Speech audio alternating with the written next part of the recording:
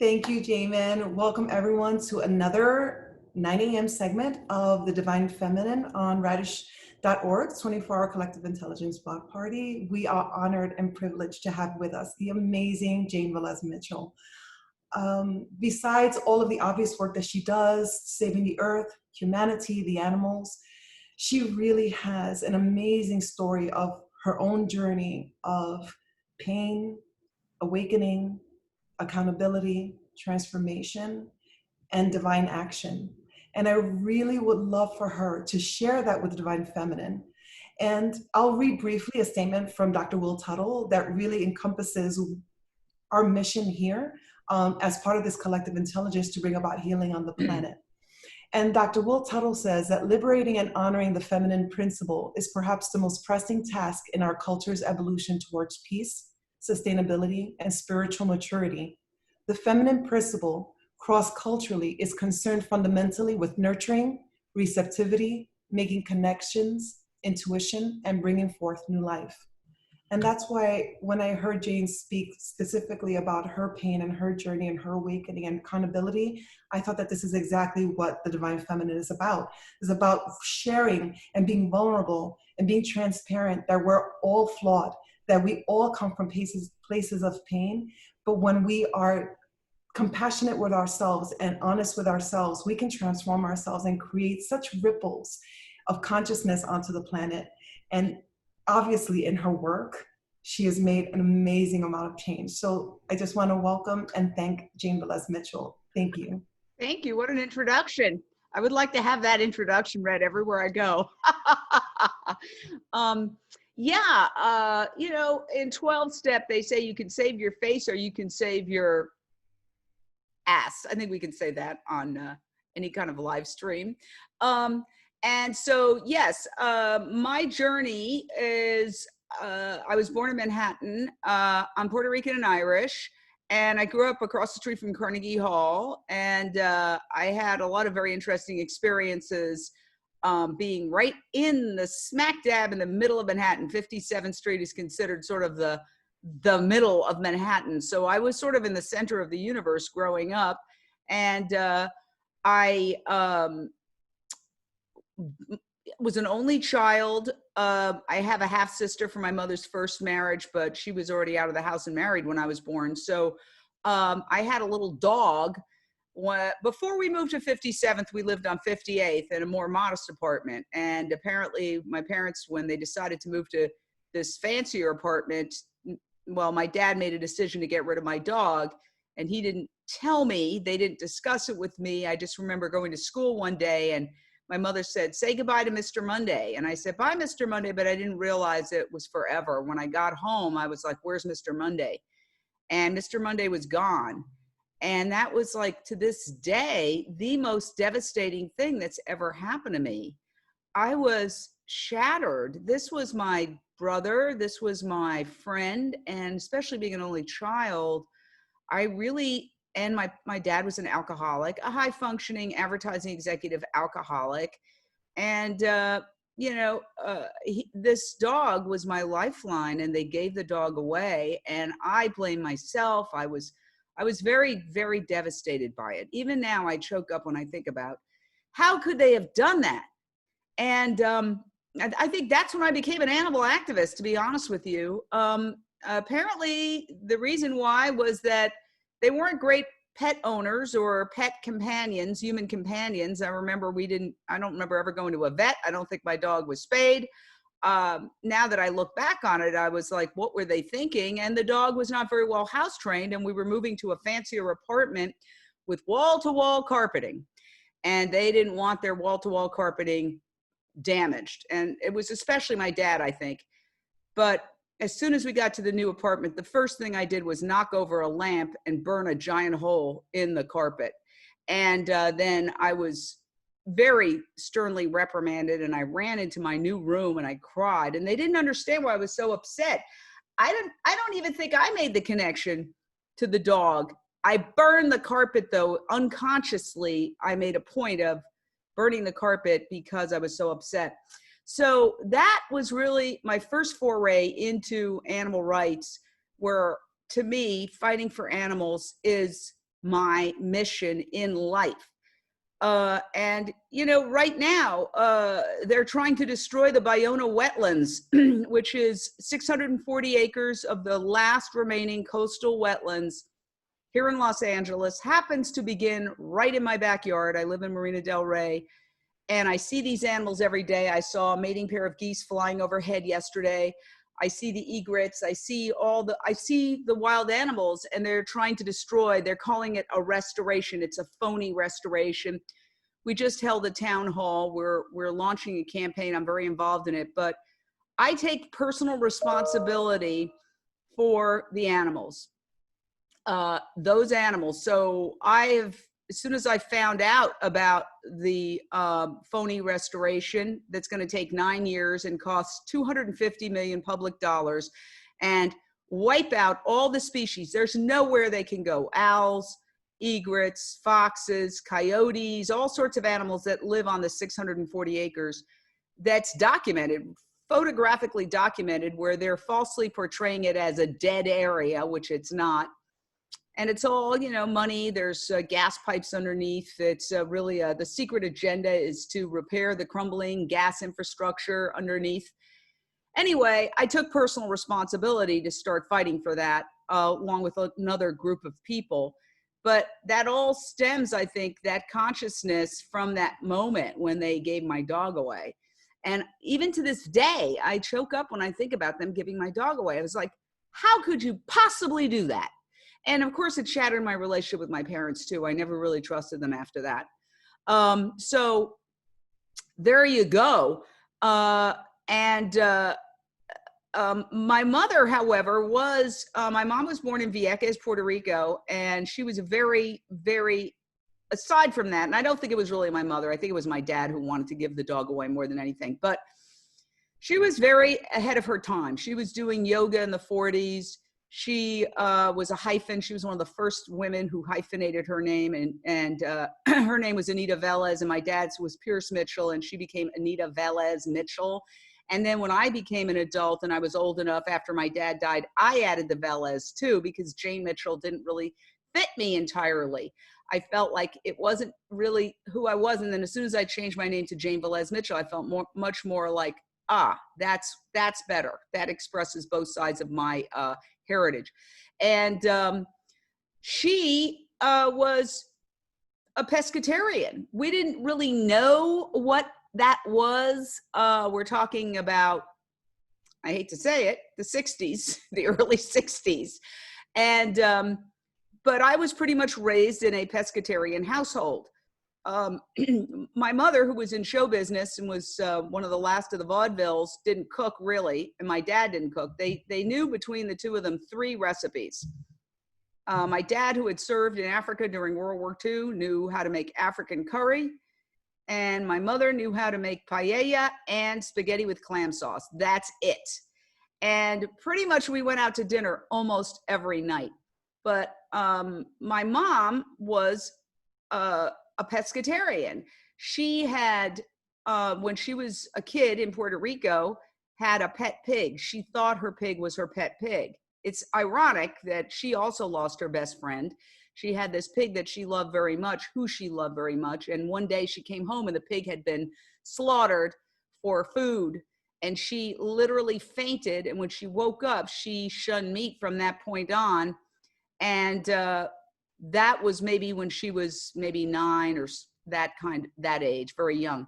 So she had that consciousness that, pork and chicken wings don't fall from the sky, that these were individuals. So my dad, who was a big meat eater till he met my mother, gradually got rid of the meat. And he actually, toward the end of his life, was really almost embracing veganism, because I remember he read this book called The Mucus Diet, which talked about the problems with dairy.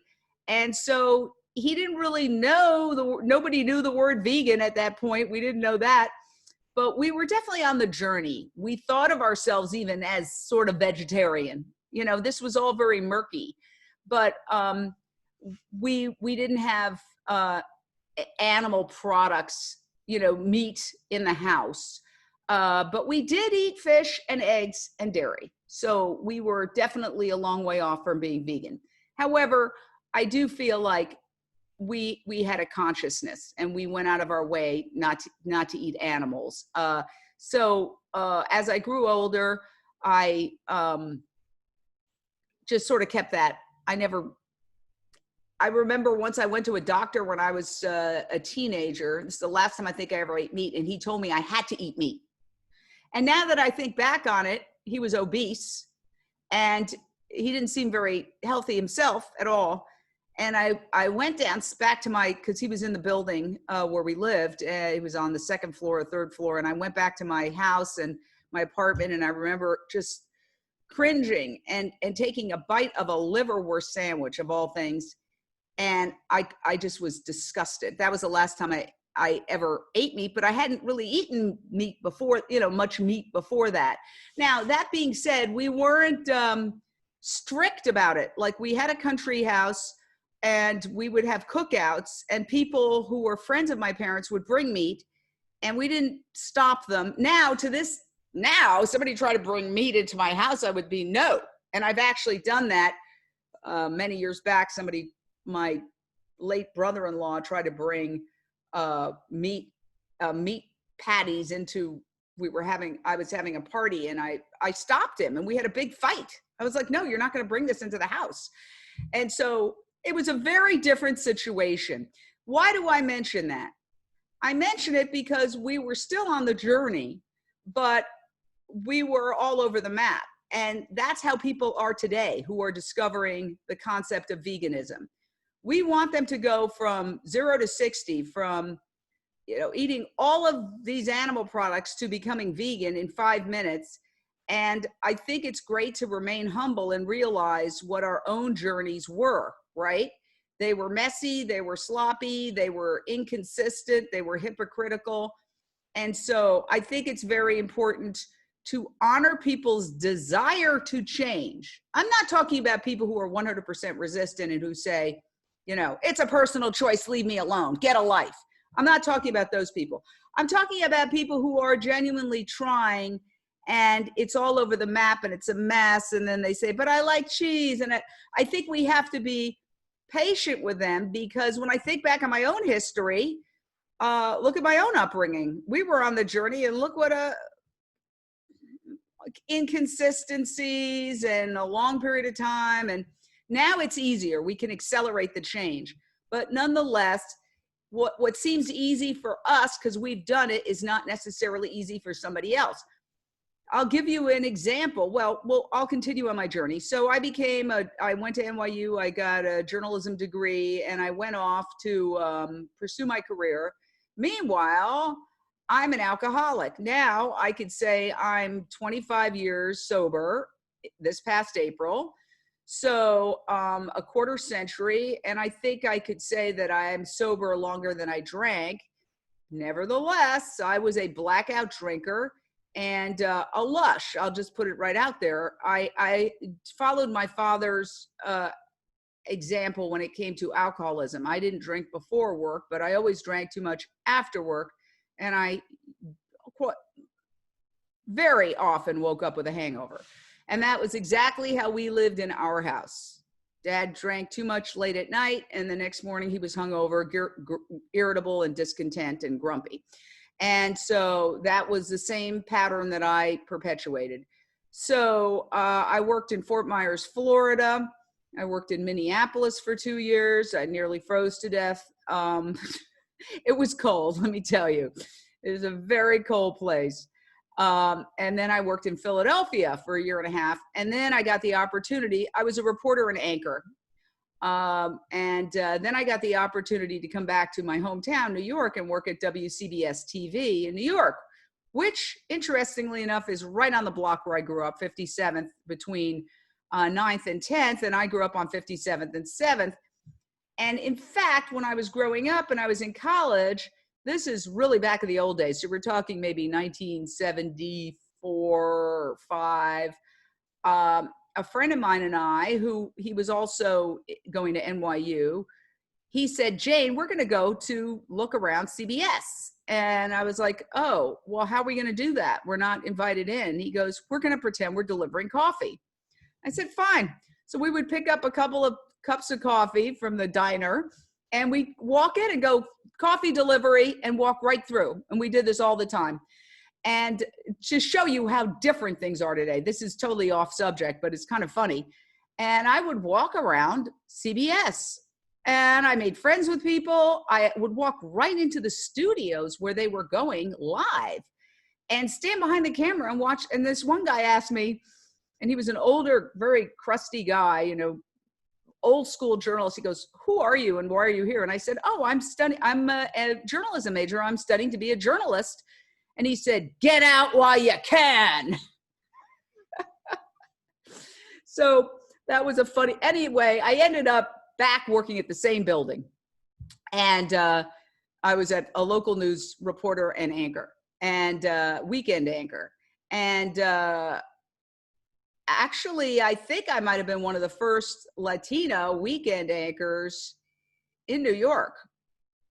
So you never know when you're providing a role model to somebody that you didn't know. That wasn't something I was thinking about. But as I look back, yeah, it was kind of a breakthrough there. So after 8 years in New York, my dad passed away from cancer, which was very sad. And I just was tired of New York. I remember the last story. I never loved New York. I was born, I'm a total New Yorker, but my dad always used to say, why do you dress like a farmer's daughter? I wasn't into the whole, you know, dressing in the chic black outfits. I don't like to go to the pedicurist or the manicurist. I'm not that person. I just can't get into it. I'm not a fashionista. It's just not that, none of that stuff interests me at all. So New York, I found very, maybe it was because of, you know, painful experiences from childhood, or just because it's a noisy, oppressive place, overwhelming. I wanted to get out. My whole goal was to get back to New York, which is the #1 market in the country, which I had accomplished. But then after about 8 years, I wanted out, and I got an opportunity to get a job in LA as a weekday anchor. So I was going from weekend anchor to weekday anchor, and I took it. And I remember one of my last stories in New York, I was standing on, I think it was like the Triborough Bridge, and they were having a sick out because they said that the fumes were noxious, but it was some kind of political thing with the union.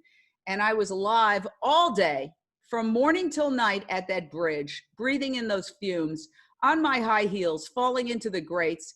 And I thought, get me the bleep out of here. Oh, it was one of, you know, we weren't zooming around going to the Metropolitan Museum. We were covering murders in the worst parts of town, and it was grueling. Sometimes I would cover 3 stories in a day. And just in the truck, you know, in those news vans, driving from place to place, going live at a fire, a murder. It was a brutal, brutal schedule. And so I moved out to LA, and all of a sudden, am I boring you with this? I mean, should we keep it on veganism? Okay. So I move out to LA, and all of a sudden, it's like I've died and gone to heaven. I've gone from this grueling slog of, you know, just constant coverage of the worst aspects of humanity. Not to say we didn't cover breaking news. We did, but I was an anchor. And all of a sudden I was working at Paramount Studios, and I had a parking spot on the Paramount Studios lot, a good one. And the Paramount Studios is one of the old Hollywood studios that is so beautiful architecturally, right in the heart of Hollywood. It's near the famous Hollywood Forever Cemetery. It just completely is seeped in the glory days of Hollywood. So you really feel like you're in Hollywood when you're at Paramount Studios, unlike some of the other studios that are a little more modern. So I was just like, wow, this is fabulous.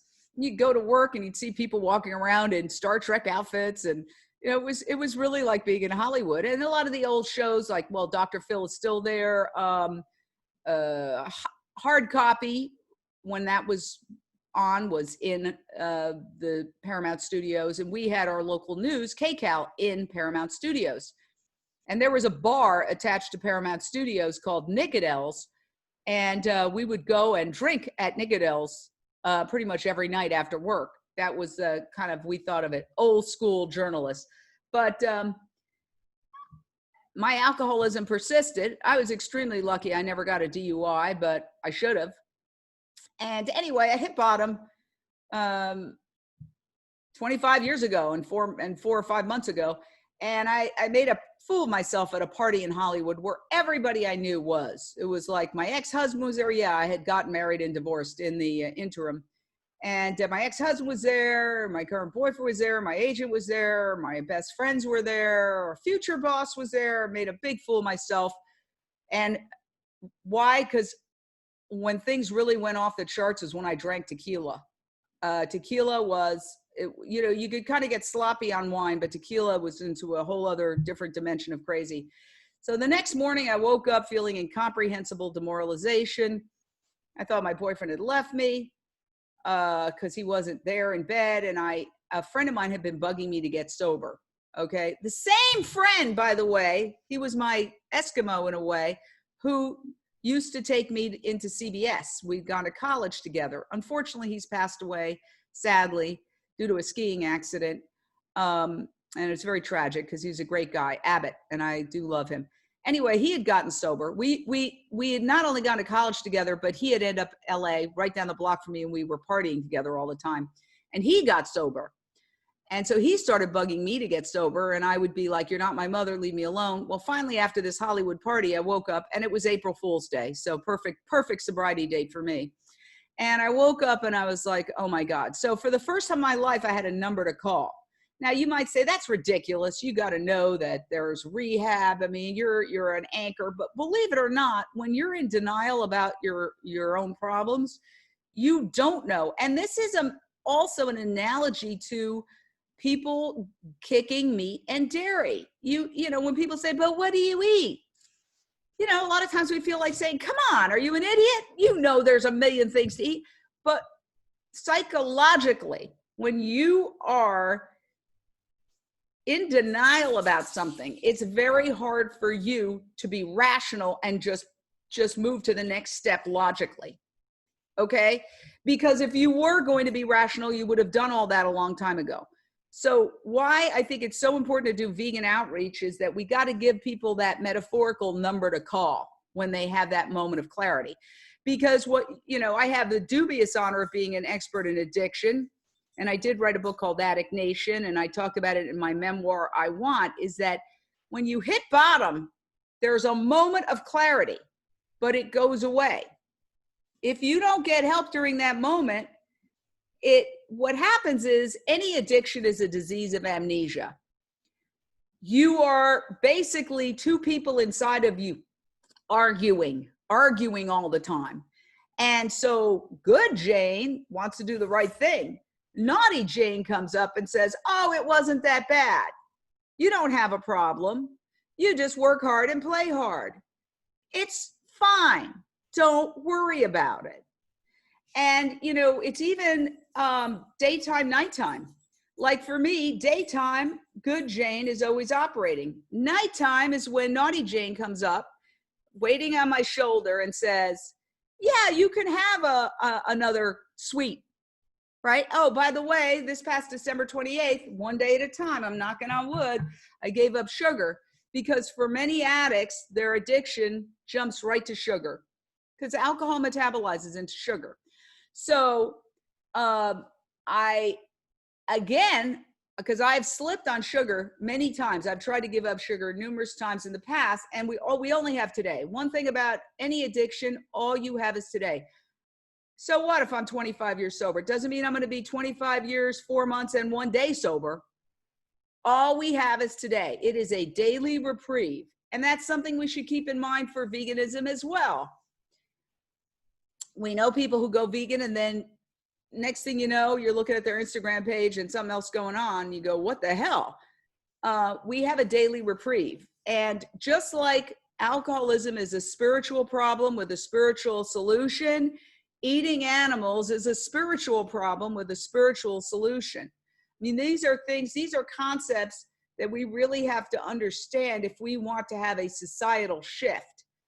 I never thought I could give up drinking. I come from, on my father's side, almost everyone is alcoholic. I don't really know any of them, but I know my cousin Billy is buried at the Westwood Cemetery. He died of cirrhosis of the liver at 45. It runs on that side of the family. And so I'm genetically predisposed to alcoholism. So I have to be very careful. It's a life and death thing for me. So getting back to the journey is that I think that I had experienced incomprehensible demoralization before. I had certainly made a fool of myself at parties before, but I had never had a number to call.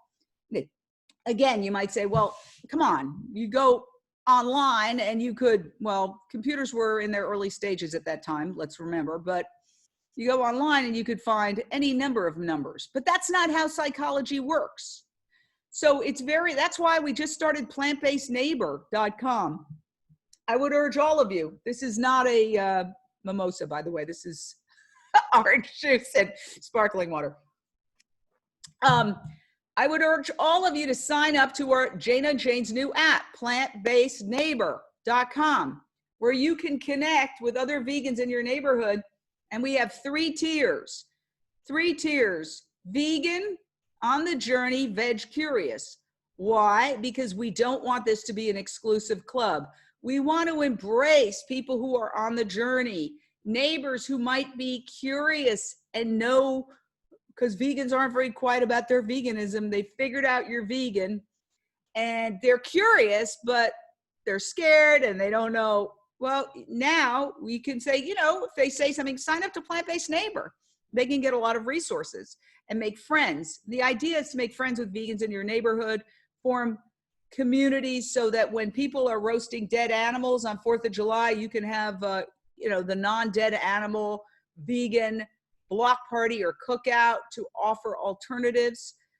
Holidays, unfortunately, are not fun for me. I live near the beach and there's dead animals being fried up everywhere I turn. And the stench is disgusting. And boy, it would be nice to have some people in the hood who share my values and beliefs that I could meet with and have an alternative to that. So that's one of the reasons I created, with a great software designer, plantbasedneighbor.com. Does everybody make a commitment to sign up today to plantbasedneighbor.com? Okay, thank you. Please do, because it's only going to be successful if thousands and thousands of people sign up. It's not going to be successful if a few hundred people sign up. So anyway, I got help thanks to my buddy, Abbott. So we went from being partiers together to being sober people together. And I will have to say, when I had that psychic shift of hitting bottom and then getting help from my friend, I would say 70% of my cravings for alcohol disappeared, which is truly a miracle. I was a person who could not go one day without drinking at night. Not one day. And very many days I said, I'm not going to drink tonight. That night I was drinking. So the fact that I had a psychic shift was very profound for me. I mean, honestly, I call it a miracle.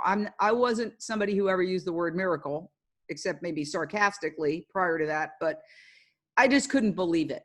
I couldn't believe it. And what was the secret? Willpower does not work with addiction.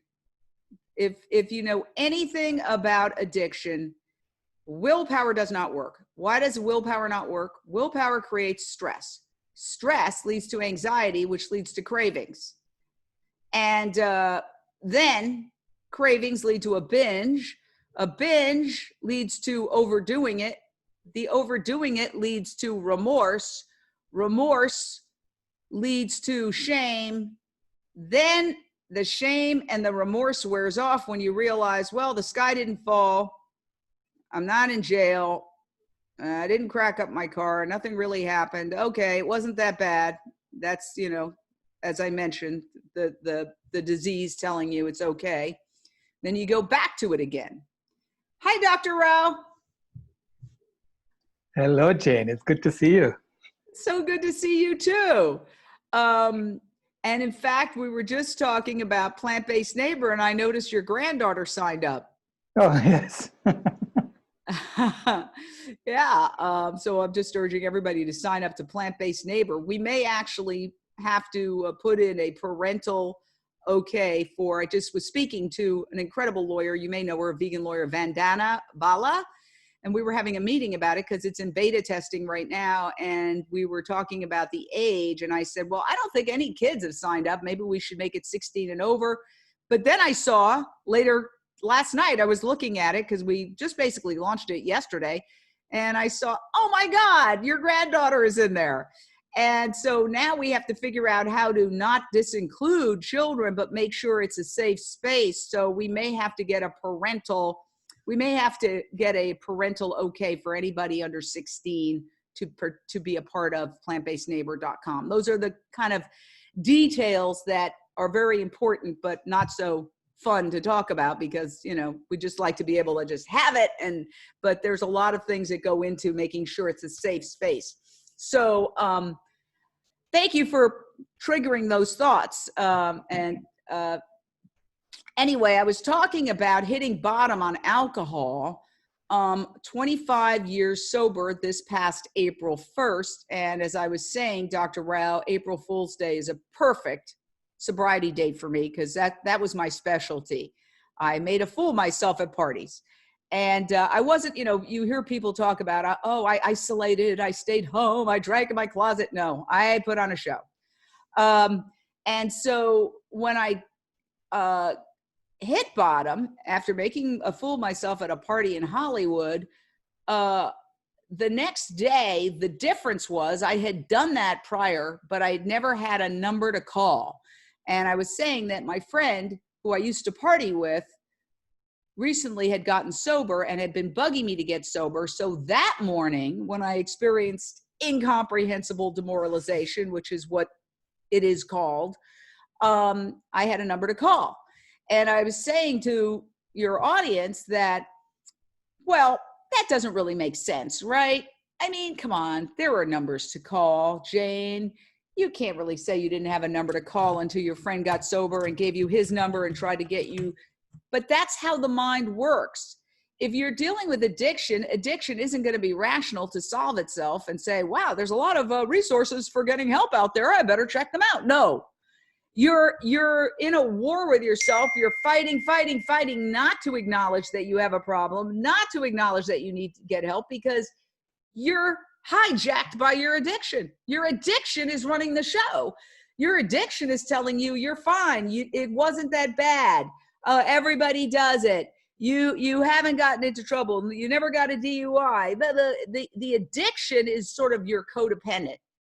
You know how they talk about codependency, which the classic case of codependency is the wife who covers up for the alcoholic husband and who makes excuses. Yes, calls the boss. Yeah, he's got a cold. He can't come in when he's really hungover. Bails him out of jail, cleans up his financial messes and everything else that comes with being an alcoholic. That's called codependency. Her addiction is, they call it the invisible addiction. She's addicted to the addict. She's living life through him. She's hooked on his drama. And so codependency is one of the most difficult diseases to combat because it masquerades as being nice. So the nicest people, always doing the right thing in their mind, covering up for the addict, are often really just providing a safety net for the addict to continue their self-destructive behavior. And that is why, ironically, when the codependent gets help and actually cuts the umbilical cord and says, I'm done. I'm not covering up for you anymore. I'm not going to pretend that you don't have a problem. I'm not going to bail you out. I'm not going to call your boss and lie for you. Ironically, that's often when the addict and the alcoholic gets help. Why? Because he knows that his safety net is gone. So when you're dealing internally with addiction and you're playing both roles, there's a part of you that is constantly minimizing the problem, constantly saying to yourself, well, it wasn't that bad. Well, look, what happened? Okay, you made a fool of yourself. Well, that's a party. Everybody does that. Well, you know, your car's still there. You go out and you say, oh, my car's still there. Okay, so I didn't lose my car, which I did once. Very similar to the movie, Dude, Where's My Car? Yes, I had one of those. And so you're at war with yourself. That's the point. So when people say, well, come on, you didn't have to wait for your friend to get sober to tell you that you need to get sober so that you had a number to call. Yes, I did, because in my internal war, I wasn't about to jump out of that and do some research, which I could have easily done being a journalist, and find out, oh, there's a place to get help. Here's what I could call. I could go to a rehab. I could do any number of things. No, that's not how it works. Why do I mention this? Because it's absolutely a perfect parallel to people struggling with eating animals and byproducts. You know, we want them to be logical. We want them to say, look, it's not good for you. It's going to increase your chance of getting heart disease and cancer and all sorts of other lifestyle related problems. You call yourself an environmentalist. It's increasing climate change. It's a disaster for in every single way, shape, and form. Why don't you just get help? Why don't you just go on the Happy Cow app and look at the vegan restaurants? Why don't you just go to the 21-day vegan Kickstarter? Because they haven't hit bottom yet. And that's an emotional thing. That's not an intellectual thing. That is a moment where you wake up and every cell in your body is saying, who am I? Oh my God, that horrible person looking at me in the mirror is me. And you have they call it in 12-step, a moment of clarity. This is why we have to grab people when they have that moment of clarity. And I do think during the COVID-19 problem, people are having these moments of clarity because they can't help but see the slaughterhouse workers are dying. The reports that it all started from the abuse of animals and the wet markets. Just yesterday, there were more reports of COVID-19 popping up in new wet markets in China. Oh my gosh. We're seeing now that the farmers have to kill their own animals and they call it depopulation. 2 million birds are going to be killed. It's in their face. People are having moments of clarity. We have to take advantage of it and offer them another way and not expect them to do the math and figure it all out because they're at war with themselves. And not only that, but they're being conditioned by the other side to continue what they're doing. I can barely watch television where the commercials are all about eating ribs and chicken wings or taking a pill for erectile dysfunction or high cholesterol. So the good news is that the people watching those commercials are increasingly older people and the younger people are not watching that stuff.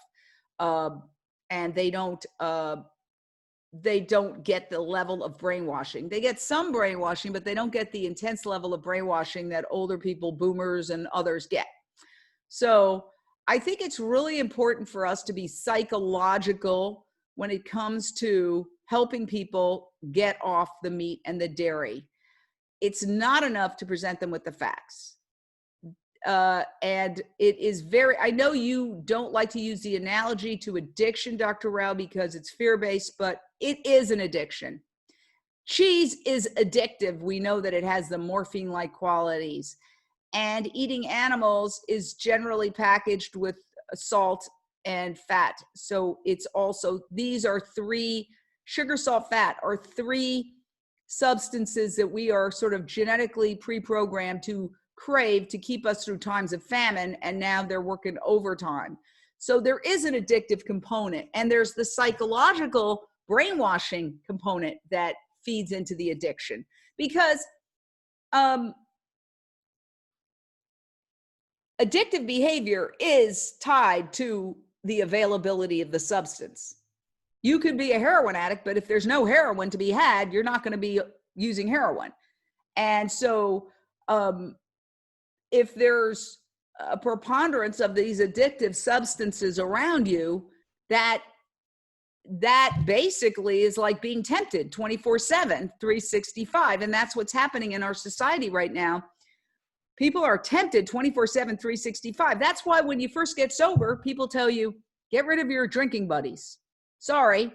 And the truth is, once I got sober, I didn't really have anything to say to my drinking buddies. People who were my best friends, who we would get together for hours and go dancing, and we thought, clubbing and having fun together. The second I got sober and I would go out with them, I'd be like, I have nothing to say to this person. I am not interested in what they have to say. So I think it's very important for us to be more psychological as we approach this issue. And I was sort of telling the story, and I think, what I want to do is kind of wrap up the story, what it was like, and then talk about what it's like now and how we can learn from this. But I want to add, another component is that once I got sober, I had always suspected I was gay, and there were a few drunken incidents along those lines. But once I got sober, it was very clear to me that I'm gay. And I was unable to hide that from myself. As long as I had a drink, to order from a waiter, whatever, I could stuff it down. Like the great Broadway show, The Book of Mormon, there's a whole song called Stuff It Down, Turn It Off. But once the alcohol was gone, I absolutely had no mechanism for being in denial about it. And I came out as gay. So that's another thing that we could talk about, is what happens to people when they get sober from meat and dairy, how their entire lives change. In sobriety, there is a saying, the only thing that has to change is everything. And so that's pretty much what did change. I went from being somebody who, prided myself on my sarcasm, my lack of taking anything seriously, sort of that gallows black humor of the journalistic stereotype caricature, to somebody who is an animal activist who doesn't believe in not being sincere about things and doesn't feel like everything in the world is something to make fun of. I mean, my entire personality changed. And so I became, I think, who I really was once the alcohol was taken out of my system, and I was able to get back to my core identity, and be, who I really am. And so that was the biggest gift from sobering up. And I think that also applies to meat and dairy.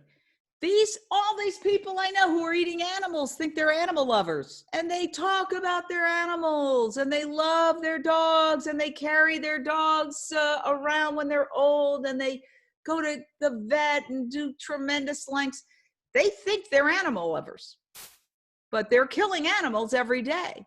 They're completely in a disconnect with who they are, just like I was when I was in my disease. So, again, I think that there's a lot of parallels, and the biggest parallel is that when people are in an addiction, they are not rational.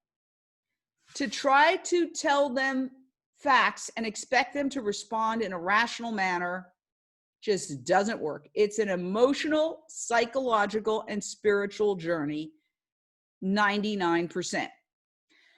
And again, I had the ability to look up, Jane has a problem. What was the solution? I could have done that year. I preferred to go to a therapist and talk about how I was working on myself while I was still drinking. Why? Because the disease was in charge. And here's the thing. You wonder sometimes where you read, great articles or great books, or see highly intelligent news hosts who are talking about all sorts of complexities, a Mueller investigation, yada, yada. And you think to yourself, why isn't it these people can't do the simple math that animal agriculture is the leading destructive force in our world? It's not brain surgery. Look at all the kids who have made this connection, because addiction and intelligence have nothing to, in fact, intelligent people make the worst addicts. Why? Because the addiction hijacks the brain and is working for the substance, not for them.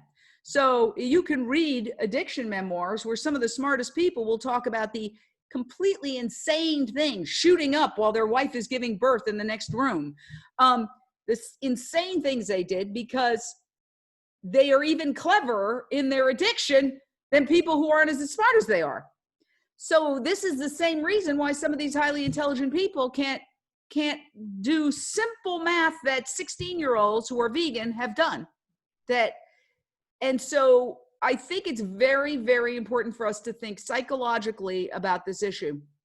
I'm also listening to, so anyway, that's kind of my story. I got sober 25 years ago in 4 months, April, May, June, no, maybe less than 4 months, 25 years ago and change. And then I came out as gay and I became an animal activist, and hopefully my reputation as a lush has gone away for the most part. And now my reputation as a very annoying vegan has replaced that. So that's my story. And basically, I continued my journalistic career. I left local news. I got a job on a tabloid show called Celebrity Justice. And at Celebrity Justice, which was the precursor to TMZ, run by Harvey Levin, who's still a friend of mine, he would have a meeting very early in the morning, far away from where I lived, that I had to attend and have 2-story ideas. And he would say, "Where's the celebrity? Where's the justice?" Hence the name of the show, Celebrity Justice. So that was when my activism kicked into full gear, because I was desperate for stories. It was 7 a.m.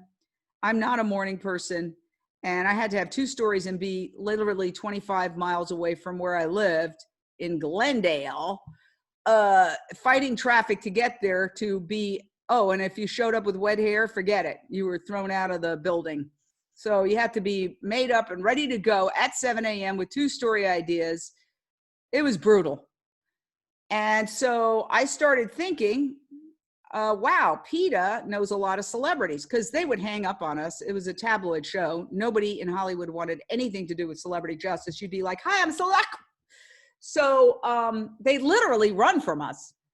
I did chase a few celebrities down the block outside the courthouse in downtown LA, and the Santa Monica courthouse, and the Malibu courthouse.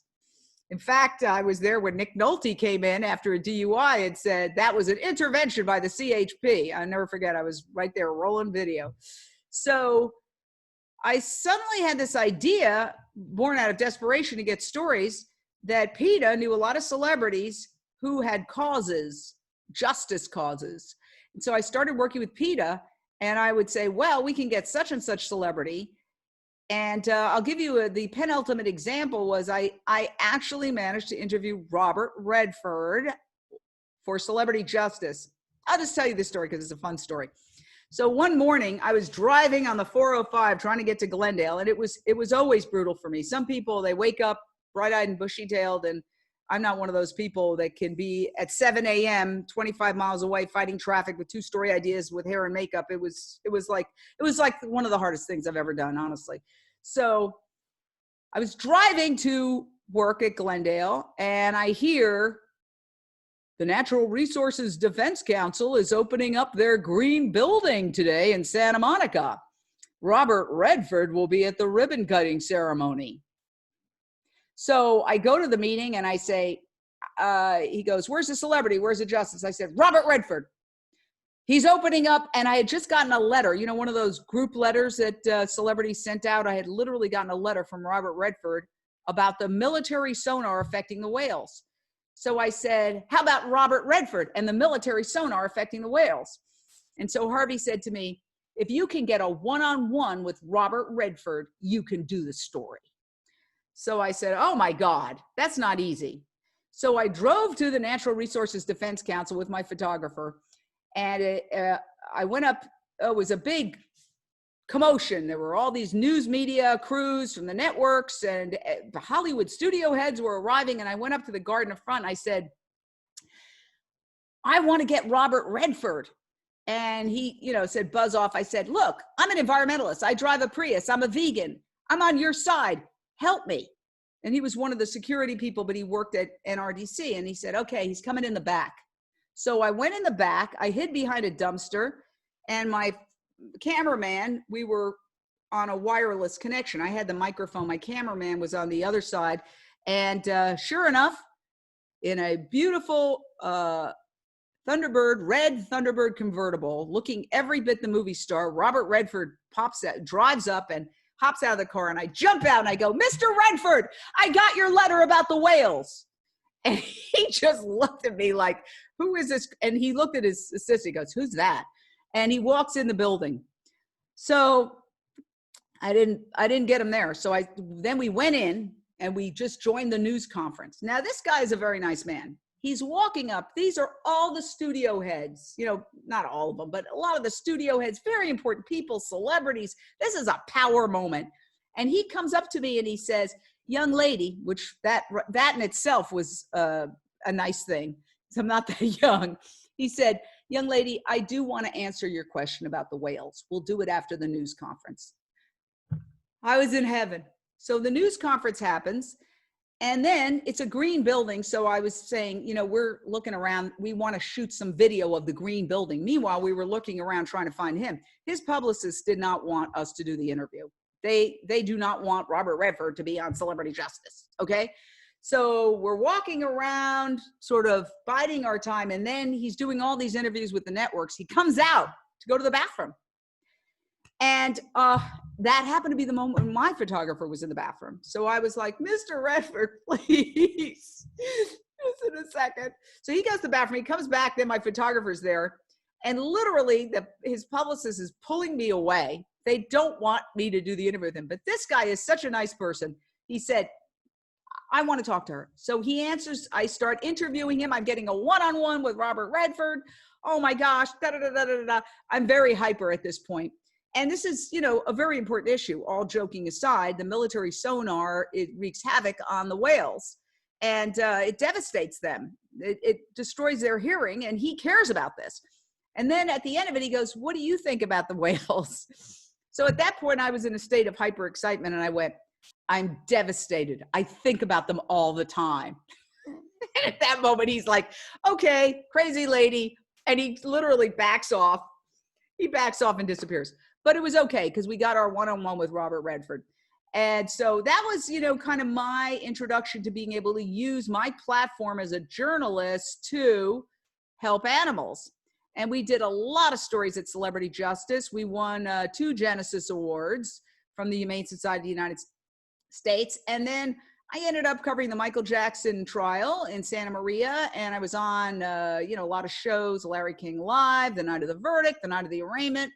I filled in for Nancy Grace. I was the reporter for the Nancy Grace show while I was there doing nightly reports. And then after that, I filled in for Nancy Grace for a while. And then they offered me a show, which I had for 6 years on CNN Headline News, which was just a gift. I mean, I wasn't that young. I didn't really I had left local news basically because I was just tired of it, and I didn't know where it was going to take me. For all I knew, you know, people said, once you're on a tabloid show, you're done. You're never going to work again. And so I thought, well, you know, life's short. Just have an adventure. So what happened was Glenn Beck, who had the show prior to Nancy Grace, apparently, you know, had some kind of walked off the set or something, and they wanted to replace him very quickly. And so I got a call at 6:30 in the morning. Celebrity Justice had ended. I was just literally sitting at my dining room table, drinking a cup of coffee and wondering, what's going to happen with the rest of my life? I'm like, it's a big empty canvas. And so they said, would you like a show? And I said, of course. They said, sure. Okay, we're going to call it Issues with Jane Velez-Mitchell. I said, great, because I have a lot of issues. And the next thing you know, first thing I did, being the animal lover that I am, I ran to the vet to get my dog certified to fly. And next thing you know, I was on a flight to New York, and there I was back at my mom's house, because CNN was just a couple of blocks from where my mom lived, right in the same place, 57th and 7th. And so I had that show for 6 years. And when I started it, I asked a little question. I said, would you mind if I did an animal segment once a week? And, short animal segment, maybe 4 or 5 minutes, 3 minutes. And they thought about it and they said, no, we don't see a problem with that. Well, I was able to, for 6 years, do intense animal rights activism. I interviewed the heads of all the organizations. We had, at the time, Nathan, now Milo Runkle on many, many times talking about Mercy for Animals investigations. We showed pig gestation crates. We showed factory farming conditions. We talked about laboratory animal experimentation. It was an animal rights segment every week for 6 years. And we got 2 more Genesis Awards / commendations for that. So then when this show ended, after a good run, 6 years is a good run, I found myself for the first time being able to go to protests. As you know, when you're a journalist paid by an organization. And by the way, I left on extremely good terms with CNN. I have nothing but nice things to say about them. They let me do my animal segment. They never stopped me from doing my animal segment. I think this is important to point out, right?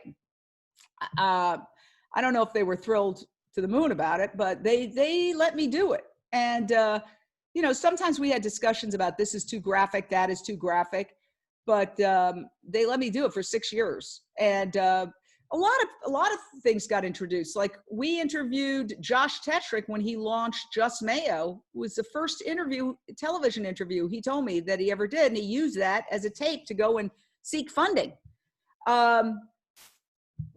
So we were really able to start the animal, do a lot of animal rights stuff and veganism. In fact, one of the executive producers wrote me not too long ago, you were really ahead of your time with that vegan thing. Because in truth, a lot of people do roll if you're in a corporate situation, this is not them, but in any corporate situation, up until recently, people would say very condescending things like, oh, you love animals. I love your passion. Just really condescending things that you had to kind of just suck up and take. People laughed in my face. We've all had those experiences as vegans. And, but it's tough when you're a little ahead of your time, as you all know, being ahead of your time yourselves, that, first they laugh at you, then they get angry at you, and then they join you. And so, when I left the show, when the show ended and we had a good run, 6 years, and I left on great terms, they gave me I asked them, I said, can I have my social media, my Facebook, my Twitter account, and I think that was it, Facebook and Twitter at the time. And they said, sure. And maybe it was Instagram too. I don't think so though. Anyway, that was late 2014. So I started as a journalist. You can't go to protests as a protester. That's verboten. So now I was unchained. My girlfriend at the time, who's still a good friend of mine, said, Jane, you're unchained. You can go to protests. And so I said, Jane Unchained, maybe that's a fun name for what we're doing. And so that's how it started, just as a joke about the name. And so I went to a few protests. I started seeing something that really disturbed me, that in New York, it was cold. There were people freezing to death protesting. They weren't documenting it. And nobody was really stopping to look because it was so cold. Everybody's just racing in New York to get where they're going to get indoors. So then I went, wow, this is my niche. Because one of the executives at CNN had actually said, your niche is animals. That's what you're passionate about. You should follow that 100%. I said, okay, great. So I took that into consideration. I said, this is my niche that I've been looking for, using my journalistic skills to document all these protests, and then I'll put it out on my social media that I have. And that's exactly what I did. Now, that went on. I realized pretty quickly. Now, let me just say something about change. By the way, I don't want to talk too long. I was told 2 hours, so I feel like I'm going on and on. You tell me when you want me to wrap. Well, I'd love you to sing a rap song. Going. I'd love for you to sing a rap song whenever you're ready. I mean, Mike, Jane Unchained rapping? Oh, my goodness. Well, just, I don't know what the parameters are of this. So I'm able to talk. If I had to talk for 24 hours straight, I could. As my husband said before he walked out the door, please stop talking. That's the last thing I heard from him. Anyway, we're still friends. Anyway, one of the first protests I covered as Jane Unchained, where I really was like, is this valuable? Am I doing something that really has meaning? And it was outside the Staples Center, where Ringling Brothers Barnum and Bailey Circus was having a big show with animals at the time, and there were 200 or 150, 200, very large group of protesters. It was 9 degrees. We were all freezing. Everybody was freezing. I remember I had a GoPro camera, and it was so cold I couldn't even hold it steady. And I thought, is this worth it? This is, well, guess what? Not because of anything I've done, but because of all the hard work organizations like PETA and others, and those protesters who were out there with the signs. Now, Ringling Brothers Barnum and Bailey Circus is gone, kaput, over. So that, to me, is the penultimate example of when you're doing something that you wonder, is this going to make a difference? Don't worry about it. Just do the next indicated thing, stay out of the results. Results will come. And so I quickly realized that there were too many things happening in the animal rights world for me alone to be doing it. So we decided to create contributors, kind of like the HuffPo model. When they first started, they had people writing articles for free and they would post them. And now we have about 70 contributors, volunteer contributors all over the world going live. During the coronavirus pandemic, obviously the number of people going live, and there's one of them, Sarah Siegel. Hey, Sarah, one of our great contributors. During the pandemic, we obviously, people are quarantined. We don't want to encourage anybody to do anything that's unsafe. So what we did was, there's this new platform, StreamYard, where you can stream up to 5 different platforms like Facebook, Twitter, YouTube at once. We gave StreamYard accounts to about a dozen people who have their own shows on our Facebook page, on Jane Unchained Facebook page. And so those are streaming out. Today, we had Lisa Carlin and Dr. Joel Kahn. Their show is What's Up, Doc? And they're talking to people in India today about the movement toward veganism in India. We earlier I did a StreamYard interview with Gabrielle Reyes about Juneteenth and veganism. They're having a vegan Juneteenth celebration at 2 p.m. Pacific that Jane Unchained is cross-posting. And later, we're going to have Jane Elizabeth and Sean Hill talking about various things. So we have now shows, just like any network would have shows. We have everybody doing their shows from platforms like Zoom and StreamYard. So we're also branching out. We were very, very reliant on Facebook, and Facebook, changes constantly, and they used to send everything out to millions of people, and now they're getting a little, the algorithms changed and it's not sent out quite to as many people off the bat. So we continue to do that very vigorously, but also branch out to other platforms. And that's one of the reasons we created plantbasedneighbor.com. And I urge you all to get on there and put your photo on, but also communicate, reach out to your neighbors. It's not just about posting it. It's about, it's like a living, breathing thing. If you don't use it, it doesn't really mean that much. So you could reach out to see who your neighbors are, or if you know somebody in your neighborhood who's vegan, send them, all you have to do is say, text them, plantbasedneighbor.com, sign up.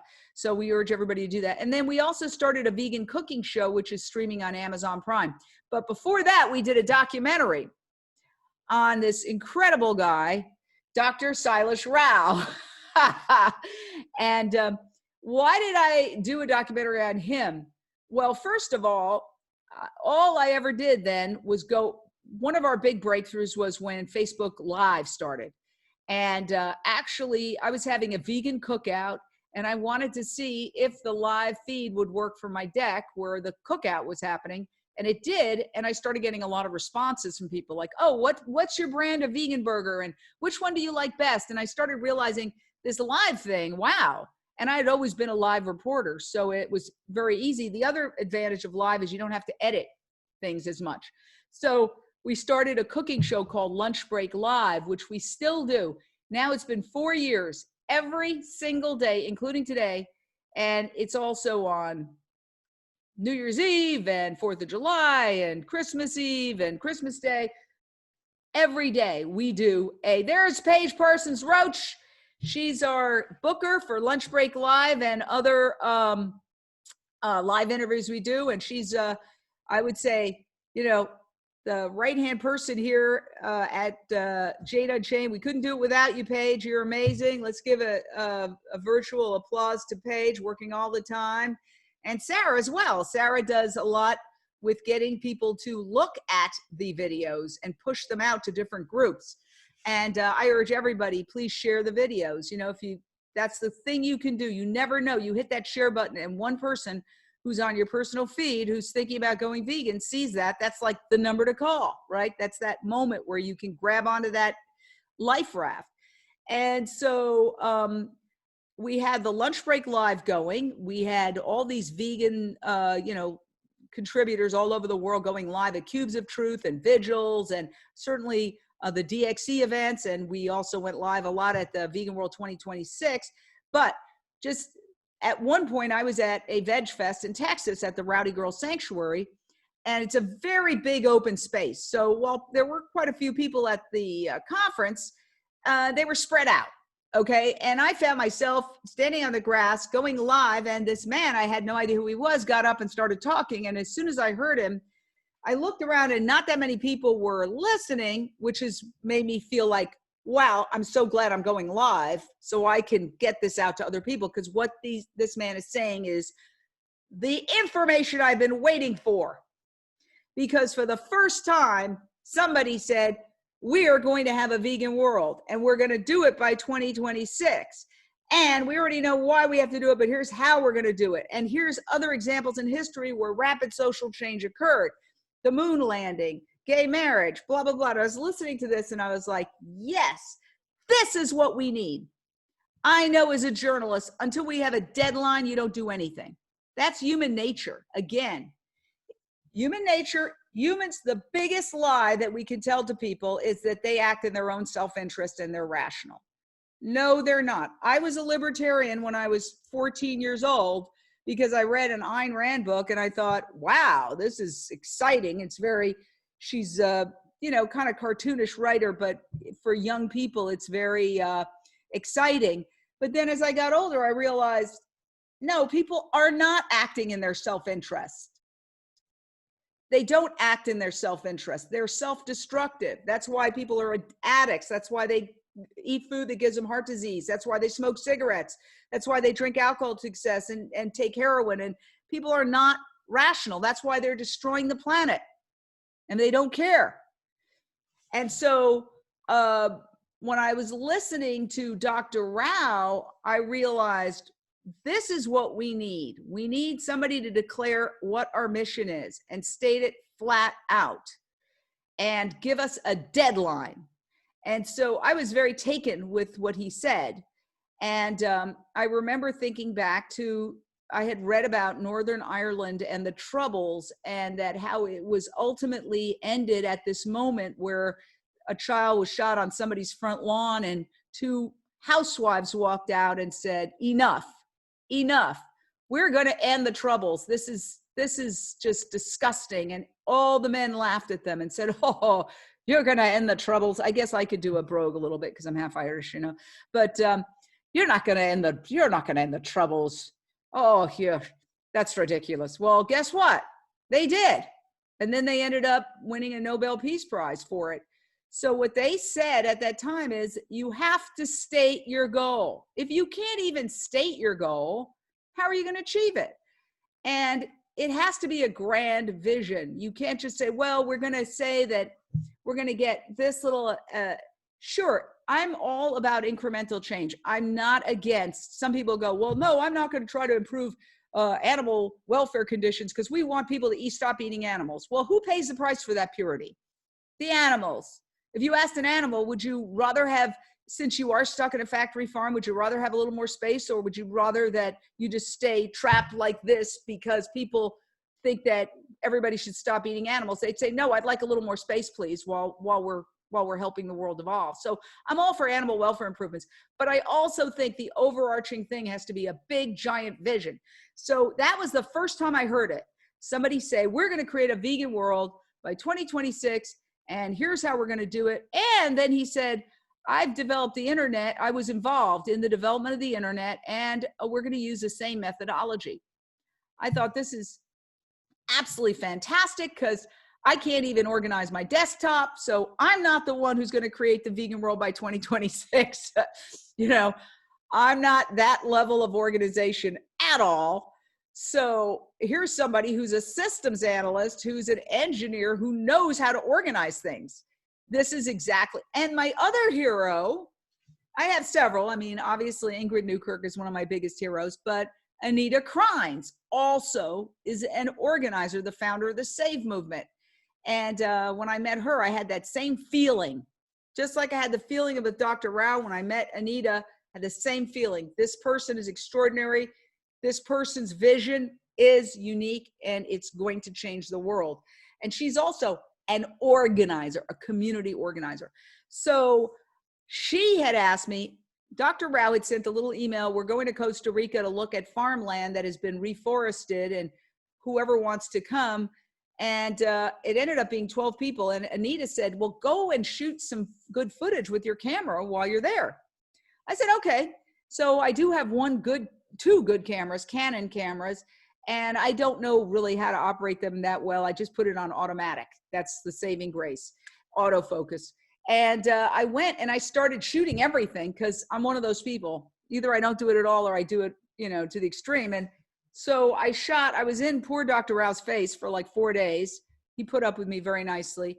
And I shot all of this, but it was fascinating to me. We came up with a resolution. We debated, you know, what the mission statement was. We came up with a mission statement. There were 12 of us. So it was very kind of mystical, like, whoa. And so anyway, that's how I ended up doing the documentary. And a great editor out of North Carolina, Jeff Adams, who's a videographer, was looking for a project. And he said, you know, he felt a little isolated in North Carolina as a vegan. And so I said, well, I'll put you to work. And he also shot the Vegan World 2026 conference. And then we put it together like a extended special news report. So there's that. And then thanks to the amazing actress Gianna Simone, who's a vegan, I got in touch with somebody who helped me get it on Amazon Prime. And now that great guy, who's Eamon McChrystal, he's an Emmy-winning producer. We were chatting, and I said my dream was always to have a vegan cooking show, and he said we can make that happen. And now we have New Day, New Chef streaming on Amazon Prime as a vegan cooking show. And watch for season 2. It's just dropping, and it's going to be very exciting. We are actually going to have, when it's over, about 24 episodes, and we're very excited about that. So we just keep expanding, and just doing everything we can to give people that, I would say, if I had to sum it up, when they have that, encourage them to have a moment of clarity. And then when they have that moment of clarity, give them an action point, an easy action point where they can then take it to the next level. And once they cross over that demarcation to veganism, it is truly like being reborn. I mean, there's a lot of analogies to getting sober and being reborn. Yes, I was reborn. I mean, I experienced a miracle. Person who could never go a day without drinking for years and years and years. And I ended up getting help. And you know what happened was that my shift, if I had to define it, I went from saying to myself unsuccessfully every day, I will not drink tonight, to saying, click, new thought, I don't have to drink tonight. This is the change we need for people to make when it comes to meat and dairy. Not, I won't have meat and dairy, but click, I don't have to have meat and dairy. I'm free. So in sobriety literature, they say we will know a new freedom. And that is true with veganism. We know a new freedom. They say, I'll use a bunch of cliches from sobriety. My worst day sober is better than my best day drunk. I would say my worst day as a vegan is better than my best day eating dead animals. We have to let people know this is not a sacrifice. This is a gift. This is a complete gift that is going to transform their lives and evolve the human species. So I think that's pretty much it. The last thing I'll say is that I'm reading, and actually I'm listening to on Audible, a great book called Merchants of Truth, about how social media basically crashed the traditional news media. And it really talks about how they think totally differently.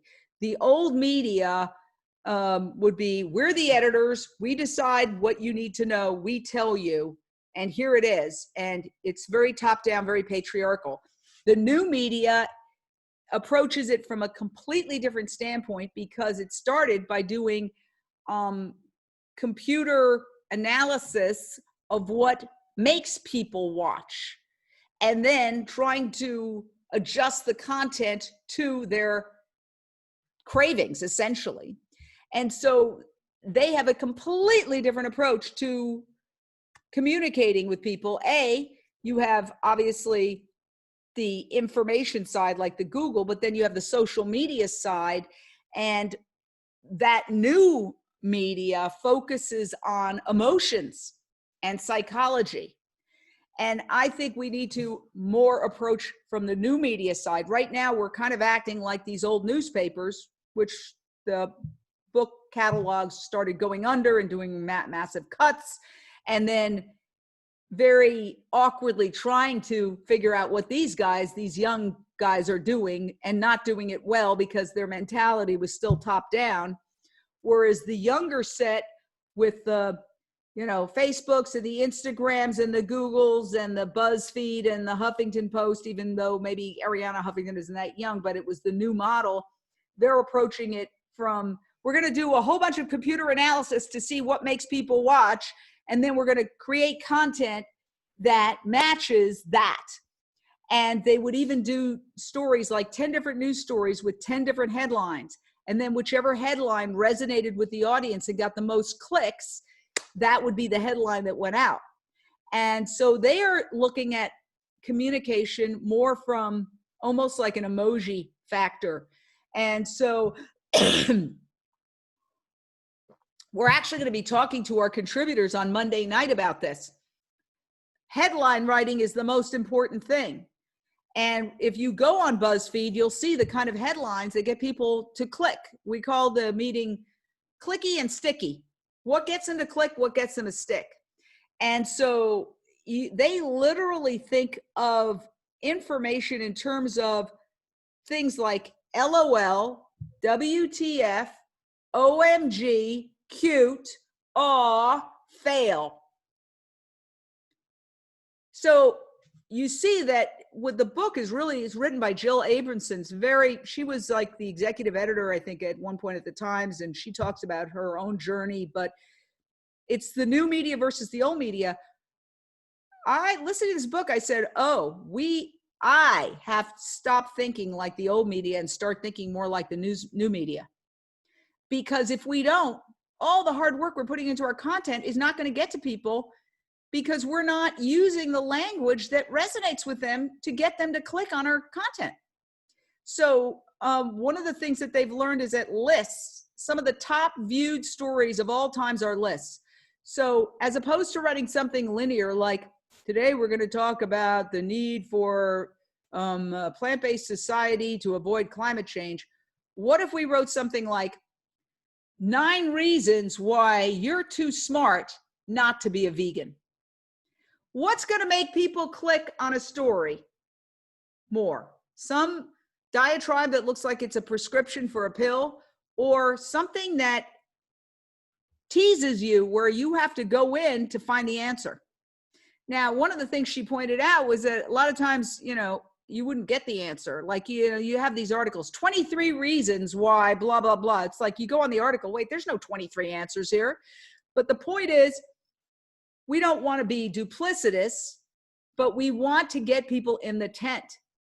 And it's the same thing with the level of communication. There is so much content out there that so many people have so many choices.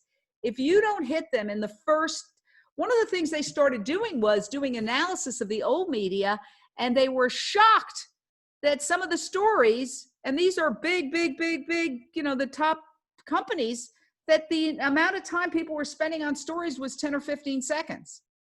So the old media is writing something with the idea in their head that somebody's going to sit down and read it from beginning to end, and nothing could be further from the truth. What people are doing is they're just scrolling like this. And if you don't grab them with something that literally makes them stop and go, what's that? All of our efforts are gone to waste. So after reading this book, and I would urge everybody to listen to it, because it's very well written, it's compelling. And that's my new thing. When I walk my dogs, I listen. I'm trying to get more exercise in, so I'm listening to these books. But this one, to me, is really informative, because it shows the evolution of how they took over. What, for example, they were showing that, and one of the things is that the old media spends a lot of money and time doing the real journalism, investigative reporting. The new media generally rips off their investigating report, it repackages it in a more palatable way, and gets even more views than the original reporting. So at one point, one of the old media people said, look, if you keep killing us, you're going to become an echo chamber. You won't even have the original reporting to rip off anymore. So it's really interesting. And then there were, you know, it's nuanced. I mean, there's stories about how, like, the New York Times and others did make the leap and are doing, you know, they're ultimately are quite successful online. I have a subscription to the New York Times online. I have a subscription to the Washington Post online, and I also support the Intercept online. So it's not like they're dead, but what I'm trying to say is that we really need to get smart and savvy about how we communicate.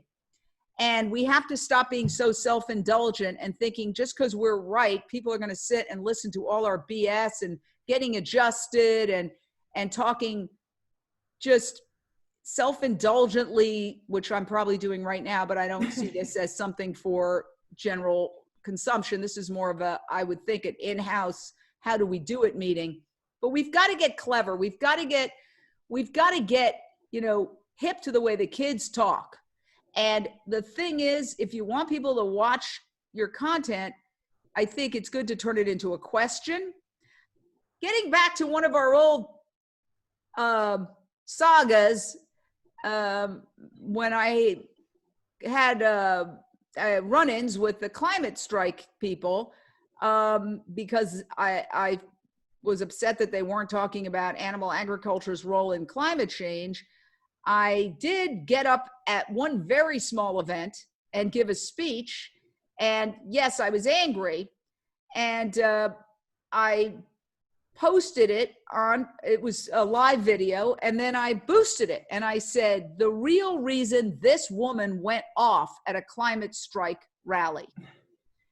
Now that got a lot of views, because why? It didn't say why I went off. It just said this woman. And one of the things they notice is it's got to be personal, not like a woman, this woman. So there's an entire science and art to writing these things to get people to watch. Jane, I just want to jump in a second. Yeah. First, I want to thank you so much. I mean, I really appreciate that you shared your personal story. That was so beautiful. And I love all the work you're doing. And thank you for helping all these animals and Mother Earth. So important. A couple of things I just wanted, they're kind of questions, but kind of more just coming from my heart where I'm at with this. One thing is, I think what's really important now are people's personal stories. And I just wanted to pitch this as an idea to you that maybe find, because a lot of focus is on, not you personally, but a lot of times we're used to celebrities' voices being heard, or people of importance, you know, within entre guillemets. But what I feel is really important now is kind of the everyday man, woman, child's voice being heard, and sharing our personal stories that where we're bringing change. So if I were just to take in my household, like Jamin and I feed all the animals in our garden, and there are stories about these animals, and there's so many uplifting things. And I'm just thinking it could be marvelous for you to bring in these everyday personal stories about local heroes, and how we at ground zero or grassroots are bringing change, and not just celebrities, you know, or important Oh people. yeah. Well, And first, that there are yeah, these first little of all, visions. yeah, Sorry. we do that all the time. We don't have that many celebrities. When I talked about Robert Redford, that was like 20 years ago. You know, we're doing every day. We ask people their vegan journey. Yeah, but go ahead. Yeah, and I also think that like I was thinking this idea of visions, like I love Dr. Silas Rao's vision, and your vision, and Jamin's vision, and I also love the little visions that happen. You know, I think there's something beautiful about, sometimes we don't notice somebody's prayers or something that they're enacting every day humbly and quietly. And I think that just these stories, like I post stories, they're personal stories. I'm an artist, and I use my art as a vehicle for advocating for Mother Earth and taking care of life. And I tell stories, and I find that that's what people are interested in. That's kind of, I think, what you're saying about this woman. You're weaving a story that people can then connect their heart with, and they can understand it, connect with it, and then it can be used to teach. You know, if I don't know if teach is the right word, but inspire, that's a better word, you know. So I just wanted to put that out there, because that was kind of coming through me while I was listening to you talking. I agree 100%. I think stories, you know, there's this saying, and I think it's kind of, my dad used to say it, so I think it's kind of harsh, but he would say, first class minds talk about ideas, second class minds talk about things, and third class minds talk about people. I think he said that to me in connection with gossip. So I don't think he meant it in a mean way, but if you look at what's successful, yes, people. It's harder to get people to absorb ideas. There are some people who like ideas, but if you look at like the success of People magazine, people are definitely the way in a lot of cases, and if not most cases, it's people. Jane, I just want to thank you again for sharing your story. You are so amazing, so inspiring, so humble. I have tons of questions. I just want to learn more, and I cannot wait to read your memoir. Ask away. We have 19 minutes. So I want to give everyone an opportunity, if there are any hands up, if Jamin can moderate, if there's any questions. Yeah, thank you, Jackie. We have one person in the queue so far. His name happens to be Jamin Shively, but that's just coincidence. Anyone can be in the queue. Just raise your hand. Okay. I see Jackie and Alice have raised their hands. I just wanted to mention a couple things, and then I hand it over to Jackie and Alice and you, Jane. Is number one, I would like to offer, if this is a good venue for it, I'm so inspired by your stories of overcoming addiction, that I would like to offer to come out of the closet publicly right here, right, today, if you'd like, about my own war with myself in my journey towards, veganism. I'm like the 20-year-old, who's saying, yeah, I'm going to go to college and get a degree, but he hangs out at his parents' house smoking ganja all day in Santa Monica, watching daytime television. I'm that guy when it comes, I'm going to be vegan. Oh yeah, I'm yeah.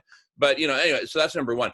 But even before that, I want to invite you. Thank you for your honesty. I appreciate that, because you're in a vegan crowd, so I think it takes some courage. So I applaud you for, we're only as sick as our secrets, and nobody does it perfectly. Nobody does it perfectly.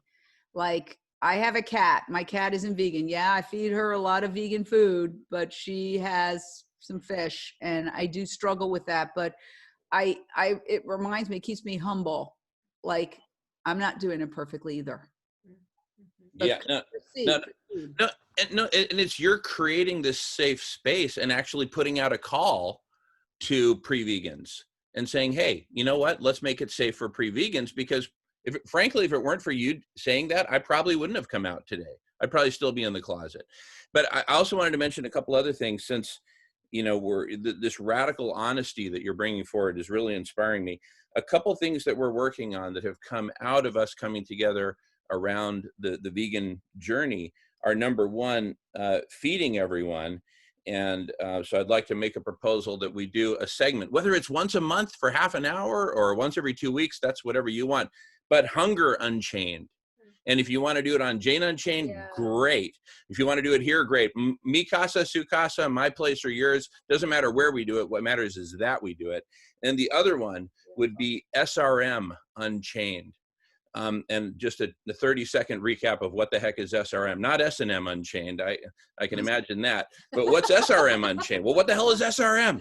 It's solar radiation management. So you remember Monty Python from the 70s and 80s. I'm roughly your age, so we grew up in the same era. I grew up in California. But anyway, remember how like there was that Monty Python foot that would just come down and just like crush a whole orchestra, you know, cartoon, right? And all that. No actual orchestra players were hurt in the making of it. But you know, this giant foot would come down and just crush everything. Okay. With exponential climate change, we've got exponential planetary overheating happening, right? The only way we're going to address that effectively in time, and in time is essentially this summer. That's just literally where we're at on the calendar right now. It's not where I want to be at. It's where we're at. We're almost out of ice up in the Arctic. And once we're gone, once the ice is gone, the world will follow. As the president of Finland famously told Donald Trump a couple of years ago, we lose the Arctic, we lose the planet. We're about to lose the Arctic. There's only one thing that can get this exponential planetary overheating to stop. And that's a Monty Python foot that will stop it and actually deflect it downward and even cool the planet. The only candidate for that Monty Python foot, now that Monty Python's out of business, is SRM. Hence, we need SRM Unchained. So Hunger Unchained and SRM Unchained. We can talk about this more later, but I wanted to put in those plugs. And now that I've hogged the mic for a couple of minutes, I'm going to pass it to Alice and then Jackie, if I got it right. But Jane, please feel free to direct traffic, unchain us and tell us where to go. We can talk about that afterwards. That'll be great, like separate offline. For sure. Okay. So Alice. Sorry, I just unmute myself. Thank you so much for your beautiful talk. And thank you all for organizing this every Friday. It's such a treat. I'm in Mexico right now, so I am seeing a lot of things happening around food and corona and social injustice and the influence of the United States on the rest of the world. And I think it's great to see leaders and humans coming together and becoming a good example, because the food that comes here from the United States is most of the time 2 years old. It's frozen meat that's basically unsold in the US and sent here to be placed in tacos, etc., and street food. So it's a well-known fact here that all the products coming from the US, most of them, whether they're cars or clothing, have a lot of faultiness to them and haven't gone through safety, general safety controls. So we're used to being forced to accept certain ways of living and products that are being used that are just supposed to be good because they're from the US. And I'm seeing a lot of youth here really interested in veganism, and a lot of youth starting up veganism. Youth is like extremely animal loving and super bright and very willing. So I would like to propose an exchange program with youth here to have access to all this information that we're giving out in the US. I myself am half European, half American, North American. I grew up in Europe, so I'm used to cross-cultural, let's say like mixing and bridging And I think it's super important to think about communities that wouldn't otherwise have access to all this information. It's a very traditional country. So meat here is traditional. It's very difficult for, like you mentioned correctly, that older generations have a harder time. Younger generations are really willing and searching for this, but they don't have the access. They don't have the information. They don't have that ability to educate themselves with this. So there are options, but there are not a lot of options. So I would like to offer all of us to do, like you've been doing with Facebook, free streaming. People don't have Amazon Prime here. Well, we don't have access to those platforms, and to maybe find a platform that's a little bit more worldwide. And I know that Mr. Rao, you're also working on that part. So I think to remember that in the US, there's a lot of work to do, but we can even start bridging out more and like Jamin mentioned, stop that world hunger situation. And I feel really in it here. And just to finish off quickly, because I know we're running out of time, yesterday we went out to grab something to eat with my boyfriend who's from here. I'm in Veracruz in the Gulf of Mexico in Jalapa. And we were on our little motorcycle and we're riding by, there's a slaughterhouse that's actually very correct in the sense of space. There's cows and it's very small, but it's hardcore, but it's situated right next to a preschool and an elementary school. And my boyfriend went to that school. And it hit me as we were driving by and I said, isn't it incredible how there's this slaughterhouse next to the schools? And he said, I grew up my whole life asking myself that question. So as a small child, every day as he walked home from school, he walked past the cows, and that was something he was thinking about as a child, that he was pondering and saying to himself, now why is this possible? How is this possible? So I think, like you said, human nature is good. Humans aren't, these evil killing beings. And making that shift is possible. And the other day he actually said to me, he said, because we're living with his grandparents right now during COVID, we're all at home and we're living like 7 of us together with the small children and the elders. And it's true that we're all cooking together. And I try to bring in more vegetarian options and we're getting into veganism. I'm allergic to milk anyway, so I don't eat a lot of dairy. But there's this thing where you want to honor and respect your elders, so it's very difficult to make that transition. But I'm hearing the youth say, I actually don't feel like eating meat. I want to be eating more vegetables, especially here we have access to so much variety of vegetables that it's like there are those millions of options like you talked about. So I think there's kind of like this fear of being disrespectful.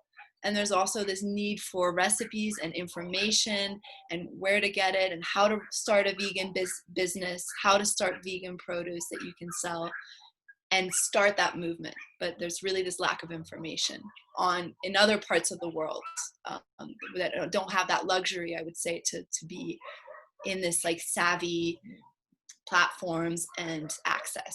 That's what I've been, getting here. So yeah, Pita Espanol is very good.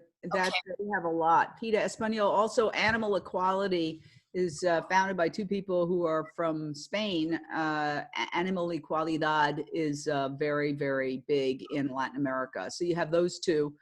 The Save movement has some chapters in Latin America as well, but obviously it can be bigger. For sure. I feel like we could bridge it. And then I've been studying herbology here. And I think that's another thing we need to mention is that we can make our own house cleaning products. We can make our own self-care products, and it's super easy to do. And if you love animals and the planet, you have to change what you're using to sanitize, to clean your clothing, to wash your hair. It's a whole, it's a whole global movement, and it all comes together. And these are recipes that grandparents were doing. So it's nothing new. It's super accessible. So my mission here right now is I'm actually making hand sanitizers at home right now and about to learn soap and all the rest for cleaning the house with vinegar and essential oils and baking soda and all that good stuff. And even pet care, actually, that's something I'm getting into right now, is how to take care of your pets 100% green. So these little shifts are things we can all share. And I want to do it for free. And I want to just have all the recipes out there for anybody who wants to do this. So Right. that's Okay. just, yeah, the I mission that I want to follow up with that, and that would be a good live to have you showing household Cool. cleaning products. Wonderful. Okay, great. Okay, excellent. All right. I'll And thank you so much again, because your talk has been very inspiring, and Oh, congratulations on all your hard work. thank you. Right back at you. Thank you. just amazing, Alice, Jane. All right, playing my role of moderator here. We've got Jackie up next, followed by Sarah, followed by Silas. And I just wanted to mention really briefly before Jackie that indeed we had carved out 2 hours, but we can go longer. You're welcome to stay as long as you want, especially given the topic space and all that. In the next segment, we're just going to talk more about food anyway, which we talk about frankly most of the time. So it's really no problem. So everyone, as far as so Jane, just let us know how long you got so we can manage our time slots here. Oh, I can answer all the questions, and I will definitely stay to listen to Dr. Rao's comments, of course. Wonderful. Thank you, Jane. Okay, Jackie, go for it. Great. Jane, again, I want to thank you for your transparency. I want to thank you so much for opening yourself up to showing all of us the compassion and that honesty with ourselves, and how much we can transform ourselves and then ripple that evolution and transformation into the ethers and in effect, matter around us. Later on this evening, we'll be co-hosting a segment called Vegans of Color in a Culture of Normalized Violence. And I've heard you speak about how you connect, especially with our underfunded communities, to understand the correlation between our food choices, the social injustices, and the environment. And I was inviting you to, how are you speaking as a woman, a vegan of color, with what's going on with the social climate right now with Black Lives Matter? How are we making that connection? How are you helping our BIPOC, our Black and Indigenous people of color, to make the connection with what's going on in the environment and our food choices and the social injustices that are keeping us oppressed? Well, that's a really excellent question. And, when people are praying for the Amazon, but then, don't bring in the fact that it's being destroyed to create cattle grazing land, then how effective is that? So one of the things that we've been talking a lot about on Jane Unchained for the last several weeks to reflect Black Lives Matter is dietary racism, and how basically the most powerful revolution that could occur to empower people of color would be to use their food dollars to stop subsidizing the forces that are oppressing them. The truth is that the vast majority of fast food companies support the Trump administration. They donate to the Trump administration, and they are not aligned with the communities of color at all. They're exploiting them. They're giving them heart disease, cancer, obesity, diabetes. And so why support the enemy? Why support the people who are basically, as Dr. Rao said, I have to come back to a great quote by Dr. Rao, they're factory farming all of us. We're just as much part of the factory farm system when we're eating fast food and junk food and meat and dairy. Those are the forces oppressing. Imagine if every African American and every person of color in the United States boycotted meat. Right like that would achieve more change, because money talks in our society. That's just the way it is. So right now we're working with LULAC, the nation's largest Latino civil rights organization, to hold a news conference where we will jointly say, boycott meat. We need to be able to form coalitions with other people who may not be vegan, but who support moving away from meat for whatever reason. So in this case, LULAC represents slaughterhouse workers who are dying, who are getting sick, who are infecting their families and their communities. They're the ones who started Meatless May. And now they want to expand it to an open-ended campaign that's going to go at least through 2020 and possibly beyond. What do they want? They're not after a vegan world, but they are trying to save the lives and protect the workers who are going into these slaughterhouses basically on a death march, because they are one of the key hotspots of COVID-19.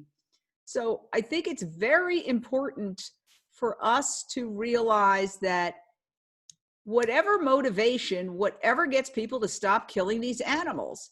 Unfortunately, we've even gotten some pushback from some people who are like, how can you support the slaughterhouse workers? They're the killers. No, look, these are the people at the lowest end of the income scale who often have no choice as to what job. Many of them are undocumented. In one slaughterhouse alone, 30 languages are spoken.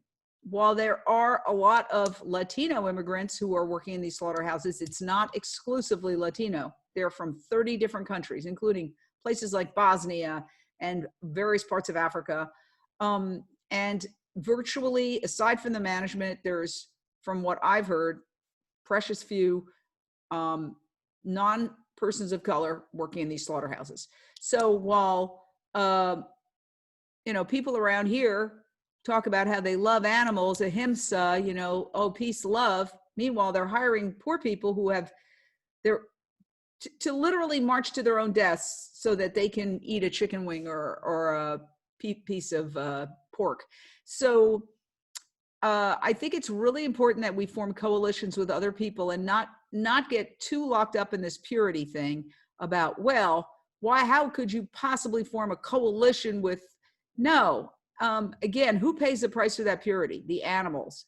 And I always say, if you're having a, question as to what should you do, or is this, diluting your brand, ask an animal trapped in a factory farm. What do you want us to do?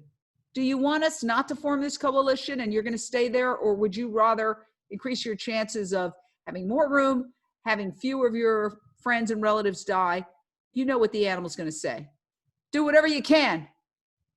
And so it's really important that we become more open-minded about forming coalitions with other groups that may not be vegan groups. They may not be vegan, but they're trying.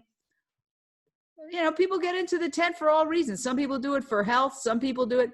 The guy who runs one of the biggest vegan cheese companies here, he started because he fell in love with a vegan and he wanted to impress her. He wasn't vegan at all. He just wanted to make some vegan cheese to impress her. Now he's saving lives. So let's not be so like, we don't want an exclusive club.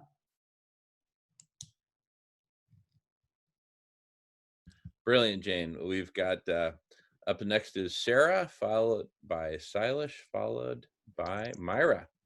Go for it, Sarah. Thank you.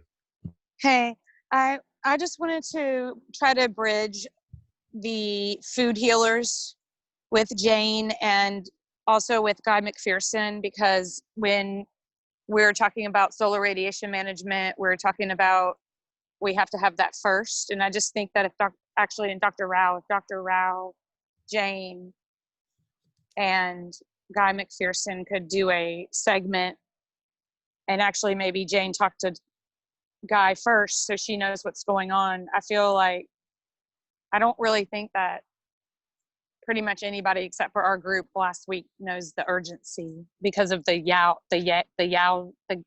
Tao guy from Harvard. I read some stuff on him too. But yeah, so I think that this is actually really important because it's no joke that, it's starting to become summer and then we have the fall and the Arctic is melting. And I don't think people really realize that the Arctic is actually really melting and that polar bears are going to be extinct before, it's supposed to be 2050. But it's 2020. So like you said, Jamin, about 2021, we predict that no more polar bears. And it's just no joke. And we have to also talk to Jane about she's going to have this press conference for the foods thing. Maybe we could get in on that, try to figure that out with our food healers group, because maybe we should let her know about food healers, because that's something really important, because that's sort of happening in the LA community right now. So I don't know. I just wanted to kind of comment on that real quick. Yeah, and if I can follow up a little bit, just because you're throwing in some names and some buzzwords that Jane may not be familiar with.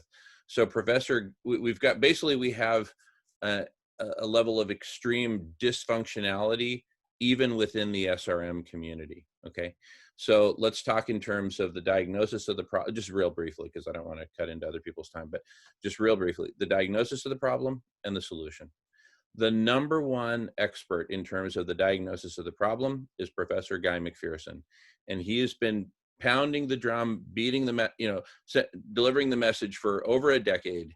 And he's finally reached a point, Jane, where he's just like, screw all of you, I'm done, we're about to die. And so I'm just gonna spend the rest of my life with rest of my short ass life, to paraphrase Pulp Fiction, I'm gonna spend the rest of my short ass life with my loved ones. Screw you all. You had your chance. Screw you all. Okay, that's where he's at.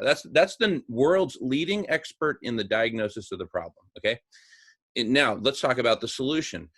Two of the biggest names with the biggest solutions for solving the problem with SRM are two Harvard scientists. One is Dr. Ye Tao, who Sarah mentioned. Another is Dr. David Keith, who is funded by Bill Gates. Professor David Keith is they're both fundamentally working on the same fundamental thing, which is SRM. You think that they'd be hugging each other and working together. They're dissing each other. They are dissing each other. Professor David Keith is all about spraying chemicals into the atmosphere to increase reflectivity of like clouds and stuff like that, with myriad unintended and unknown and unknowable consequences. Dr. Ye Tao, who's younger, he's not a professor, he's a scientist, so he's walking around very carefully. He's got a super cool solution. I've got some super cool solutions. I'm an engineer. So there's basically a community of us, but the two biggest forces, biggest names in that community are busy dissing each other. They're essentially neutralizing each other, while the doctor who diagnosed the problem is essentially saying, screw you all. So I'd love to do a show with your blessing, working with you on this, called Guy McPherson Unchained. It's time we unchained Guy McPherson. Whether he wants to do the show or not, this will bring him back onto the playing field, ready to kick some butt in a very good way. Let's also do Ye Tao Unchained, right? Yeah. But anyway, SRM Unchained will cover it all. I've spoken enough. I'm going to pass it to either to you, Jane, or to Silas. I'll let you two work it out, and then we got Myra. Okay, go I ahead. just wanted to jump in really quickly as well, and I think it's not just the polar bears that won't be here in a very short time. It's going to be all of life if we can't cool the planet. Oh yeah, we lose the Arctic, we lose life.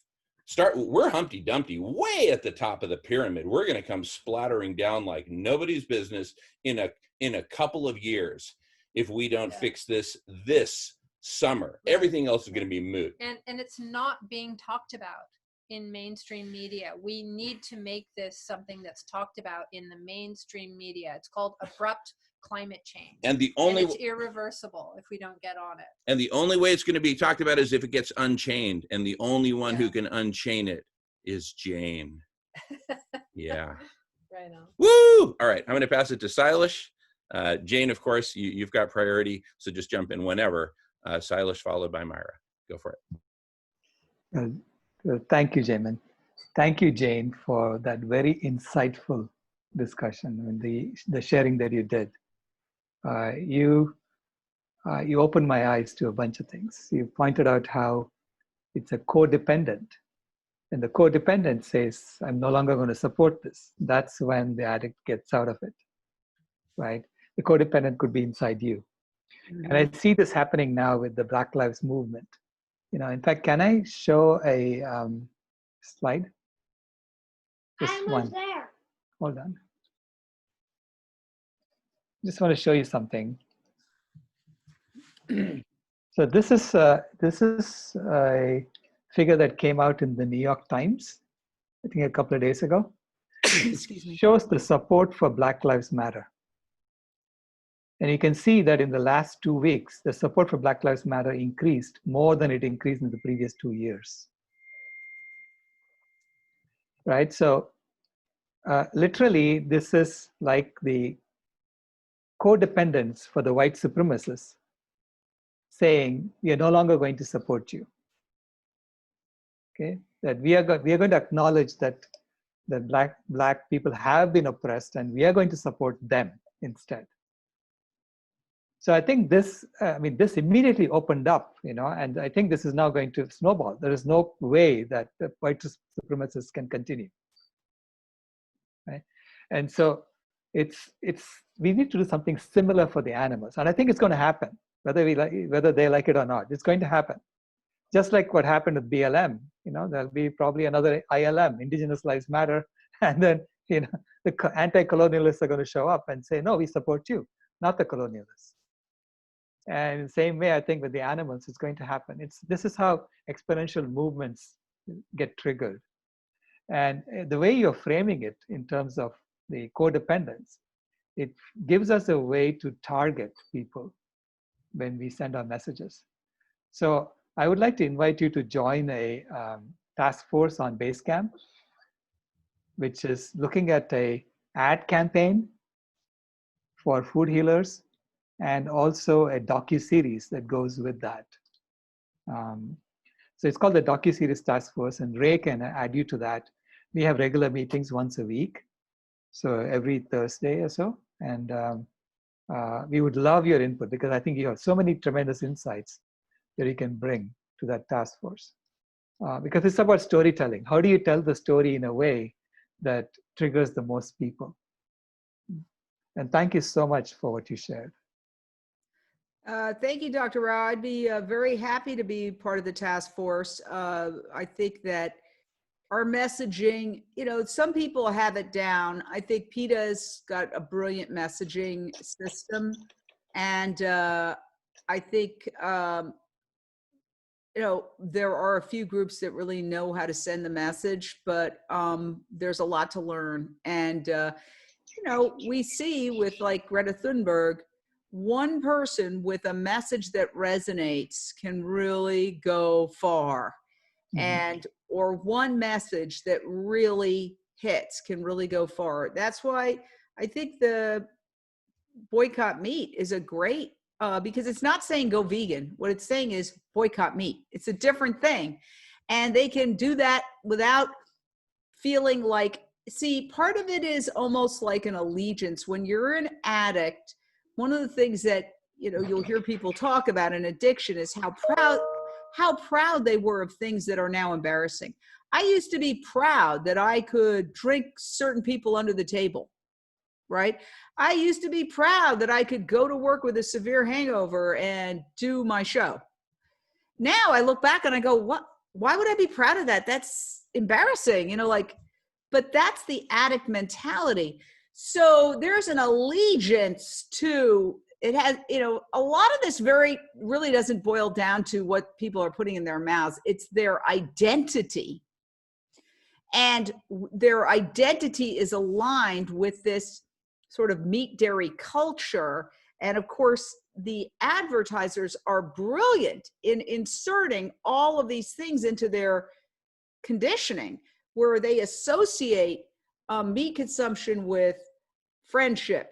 It's always a group of people together having a great time and drinking and, or family values. There they are clustered around the table, the perfect nuclear family, or patriotism, or upward mobility.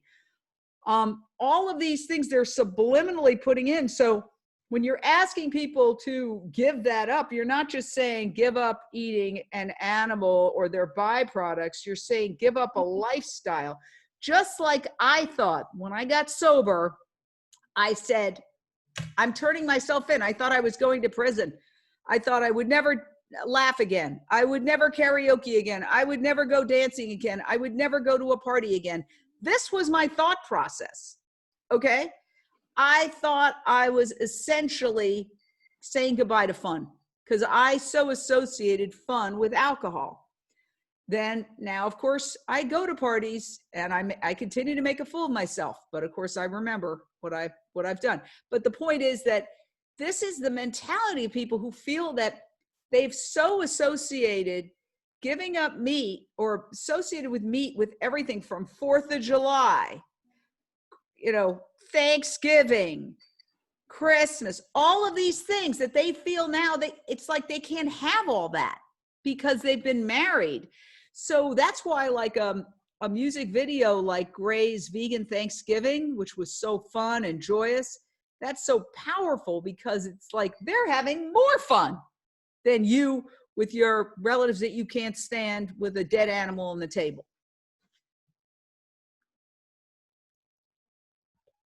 There is a Japanese Zen master. This is like from the 18th century, who started a pilgrimage on one of the islands in Japan. And the meditation on that pilgrimage was, plant and animal lives are as precious as human lives. And I love that. And I think that we should be reminding everyone that plant and animal lives are as precious as human lives. Beautiful. Thank you, sweetheart. And I think it's Myra. Yeah, next. Myra, followed by Sarah. Go for it, Myra. Hi, thank you, Jamin. And I definitely would like to thank Jane for being today a part of the Divine Feminine segment. I've had the opportunity of meeting her, maybe not shaking her hands or hugging each other, last year at Zen Nights here in Mesa, Arizona. And as I was listening to her, because it was in October, we were celebrating Halloween, and just listening to her and her voice and her empowering that she has within her personality and just her voice, the message of passion that she has with the animal activism, it makes you wonder more about her. And that's when I started following her on Facebook with Jane Unchained. And then after that, I opened up one day my YouTube channel, and I was listening to this song called Be Kind Already. It made me cry. It made me goosebumps in my body, because I think that is a part of the Divine Feminine. Once you, I guess, when you put yourself into protecting all of the environment, from trees, wildlife, animals, human to human, and that is what the Divine Feminine is, protecting one each other, being, I guess, of a motherly or a big sister, a big brother towards any living creature. And she inspires me too much. And there's no words for me to express the way I feel about her. I just love her passion. I love to see her in everything she does. Thank you so much. Thank you, Myra. Those are such kind words, and it means a lot, because I've been called some bad things. So I'll take some compliments. That's good. Well, You're welcome. And you know what? I think everyone that we are here, in a way, defending life, we get called bad names. And we have to understand that not everybody is the same, and not everybody is going to be the same. A lot of people, they're still very unconsciously in a mindset that is hard for them to understand that humanity is not meant to eat meat, period. Neither white meat or red meat. Like, respect wildlife, respect every animal. And I've been called all types of different names, even by my son's dad. But you know what? Who cares? I know that I'm doing the right thing, and that's all that should matter. Exactly. Thank you. Thank you. Thank you, Myra. Beautiful. Oh my goodness. I really want to second everything that Myra just said.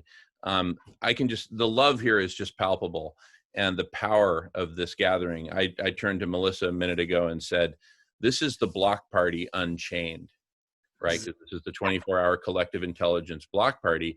And I'm even kind of playing with the idea, I'd just like to put it out to everyone, maybe we change the name to the block party Unchained, if we don't get sued by Jane. Just kidding. No, it's inspired by Jane, seriously, with all credit. And look, make this your home. You're welcome here anytime. And I just love for all of us to collaborate on all these things, because there's so many things that we need to unchain. Hours? You're doing 24 hours? Every Friday, Saturday, we go for 24 hours straight, from 6 a.m. Pacific time Friday morning to 6 a.m. Pacific time Saturday morning. It's a 24-hour collective intelligence block party, and we're basically taking a stand every week. Distill the intelligence, because I think a lot of great things come out of this, but who's distilling it so you take the nuggets that are... Here's what's happening. All of this Irish whiskey is basically getting poured into a giant swimming pool that we keep making bigger and bigger and bigger, and saying, all right, you know, how do we distill it later, right? So basically we've got hundreds of hours that are just stocked. So basically the distillation is not happening. What's happening is the conversation, and we're leading with our strong suit. We're not trying to do everything perfect. We're just doing, right? We do first, ask questions later. And I think you're coming here at block party number 19. This is our 19th consecutive block party without missing a weekend.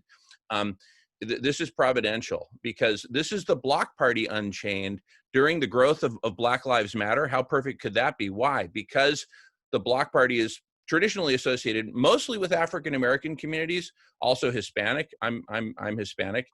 I don't associate block. I'm no offense, but oh no, look, I'm not even from New York, so I don't see block parties as having any.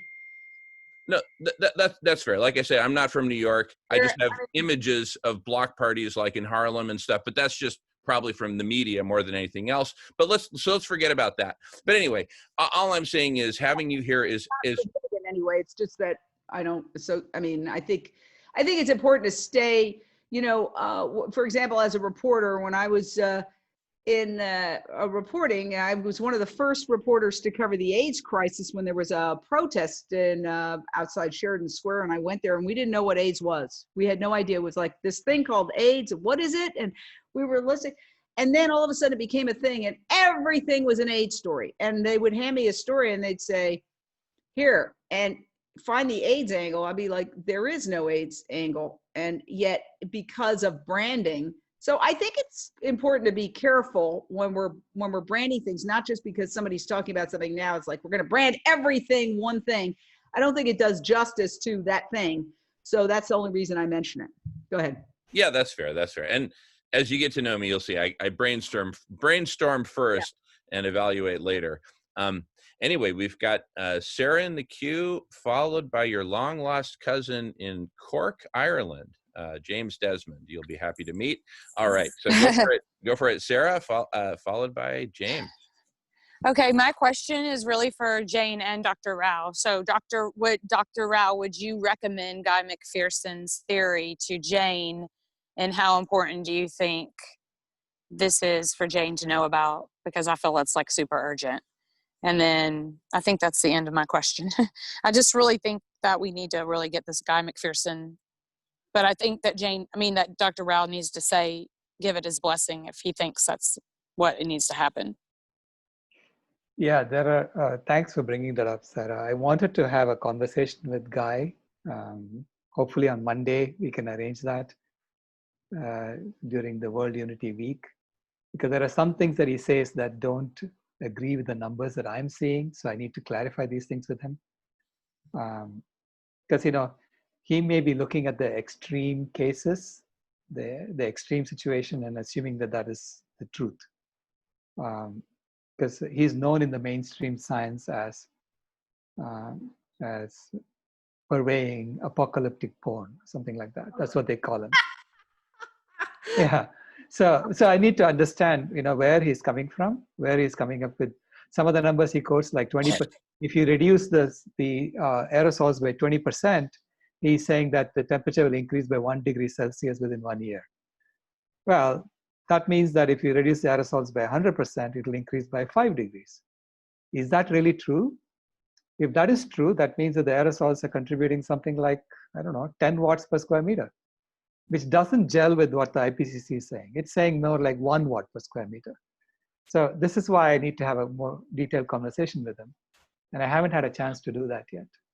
I have a question for Dr. Rao. I'm sorry to interrupt the flow here, but Dr. Rao, I was so thrilled that you wrote the white paper, and I reference it every chance I get, but I know that until it gets published in a scientific publication, that, you know, there are people who will just say, well, you know, what proof do we have? Or they will not take it as seriously as they should.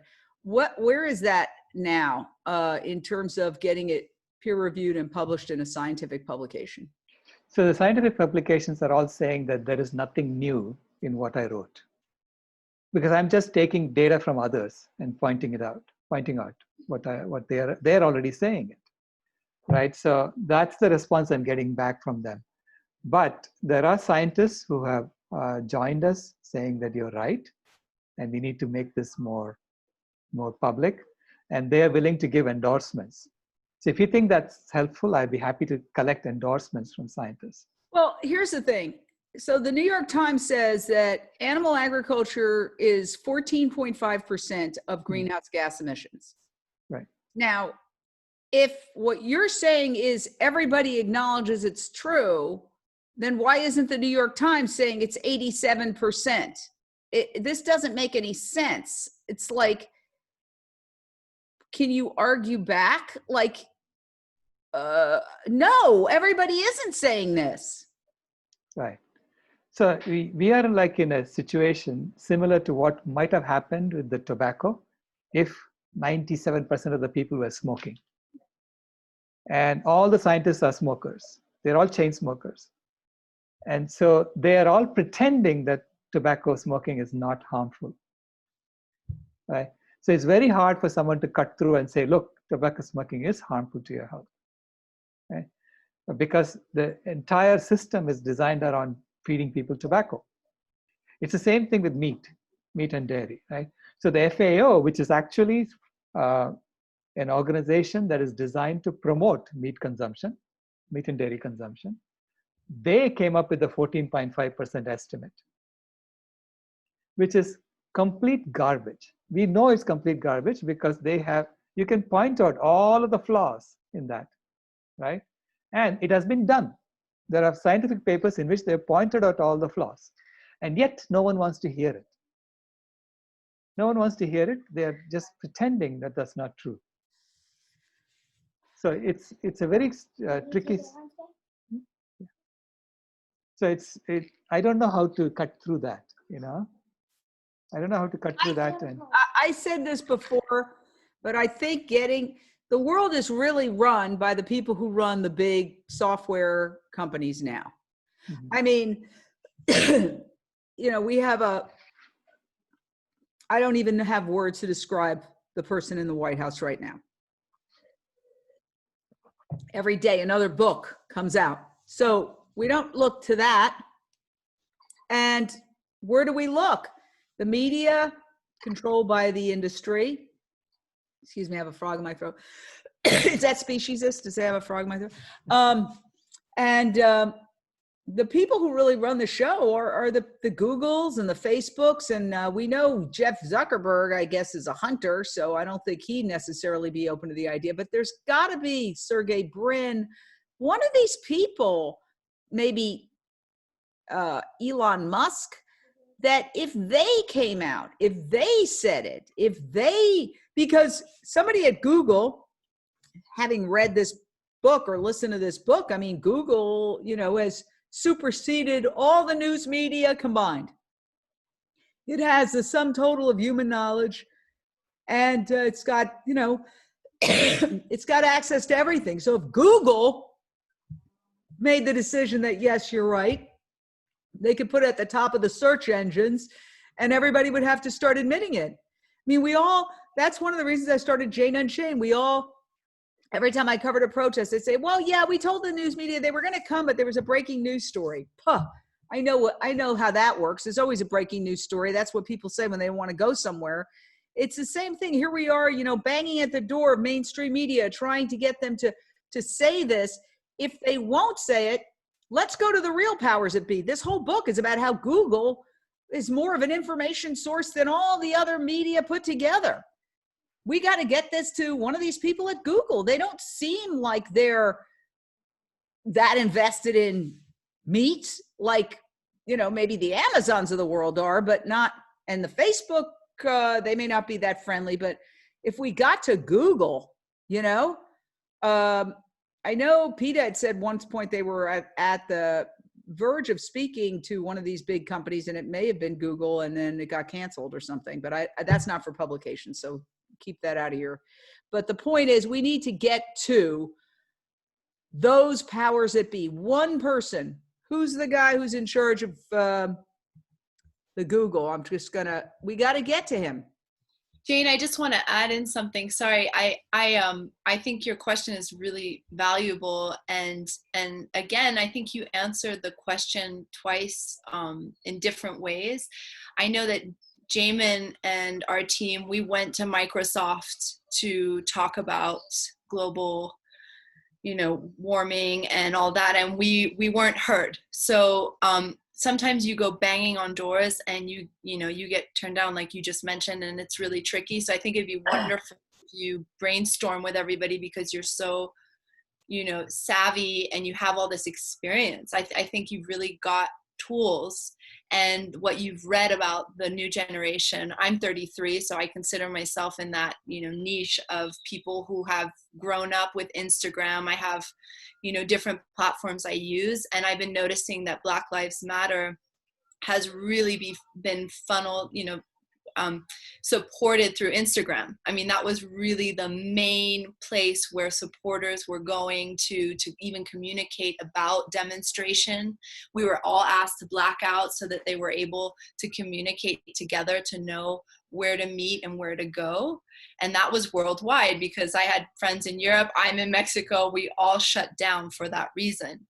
So I think Dr. Rao, you know, with the help of people on social media, we are our own media. You mentioned that. And nowadays we can go knocking on those doors. We can look for Google and Facebook guys, but I'm almost 100%.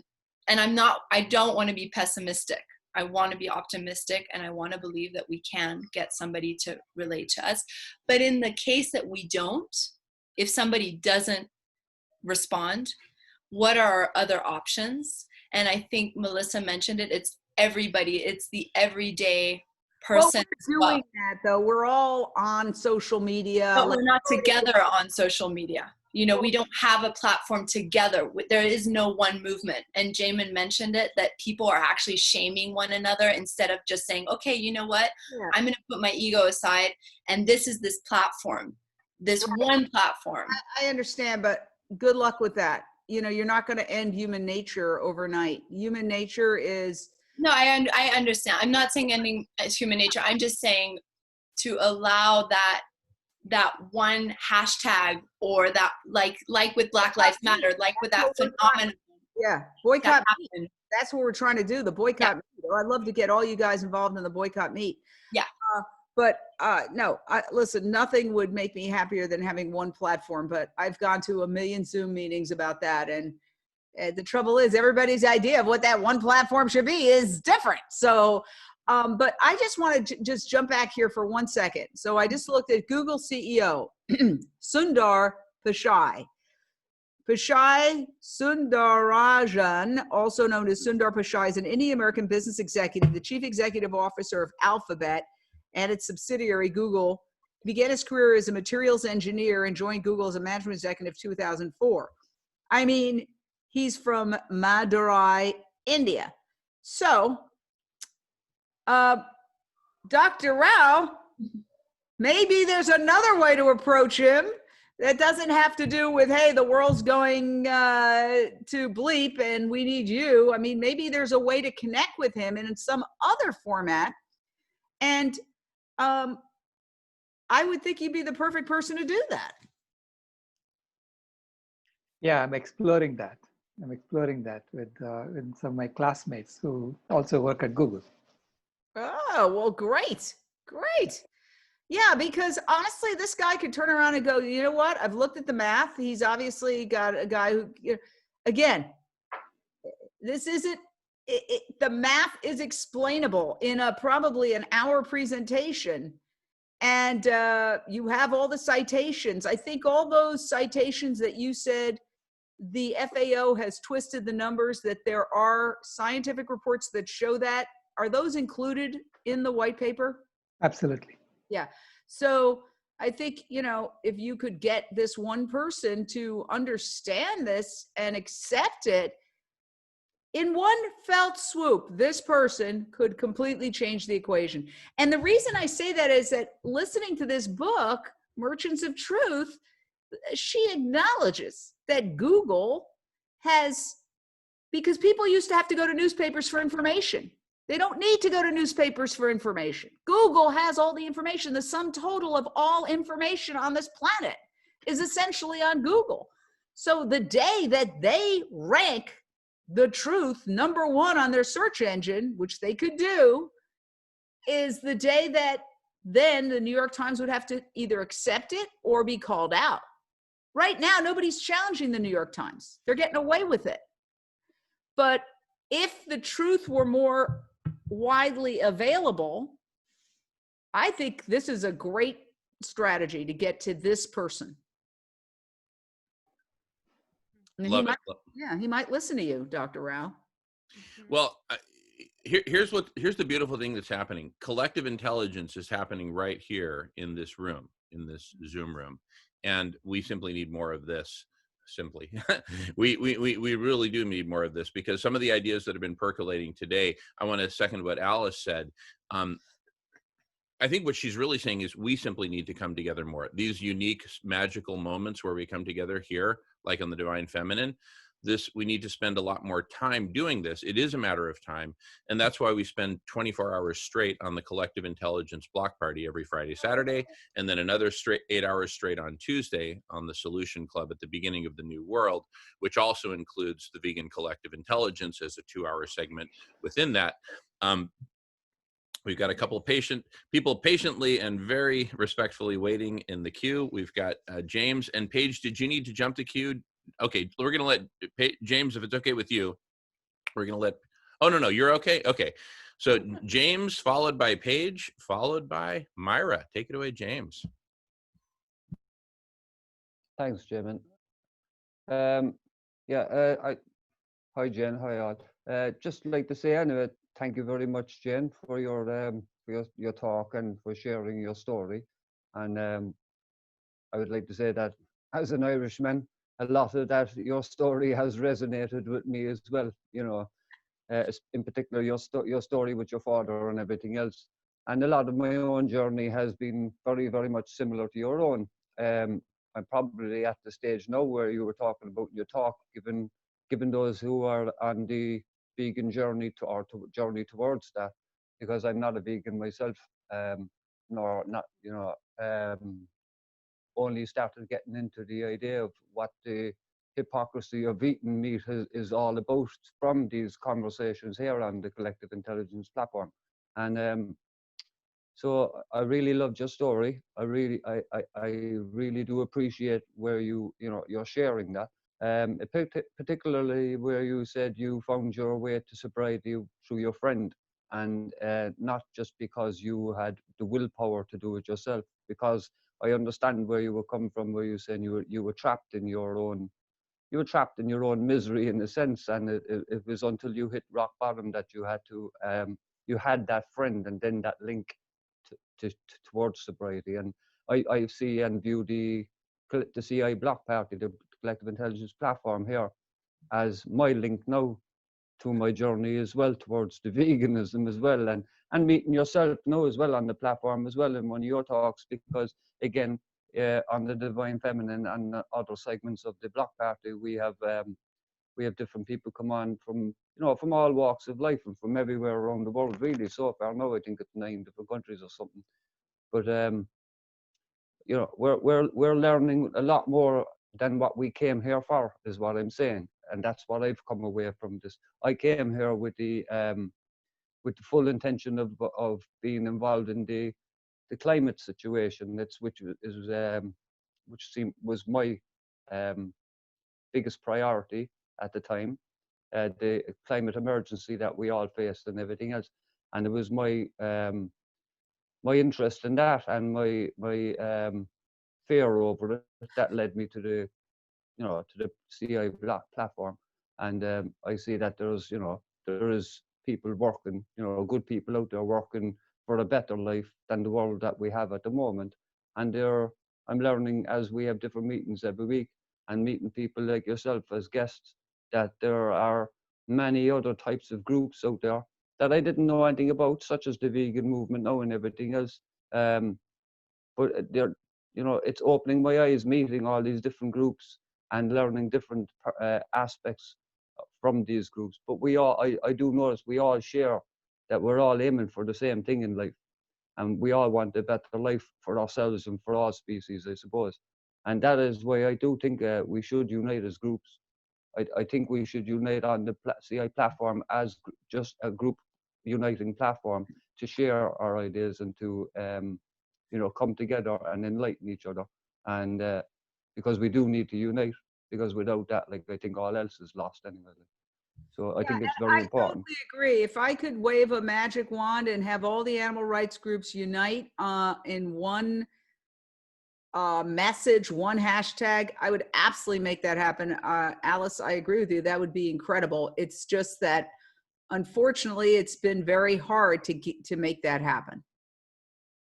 Absolutely. And just to get back, I was just wanting to share an experience that Jamin and our team had at Microsoft that was just really interesting, because we were all so prepared and so willing and so organized. And it was really heart-wrenching to see how people were so uninterested.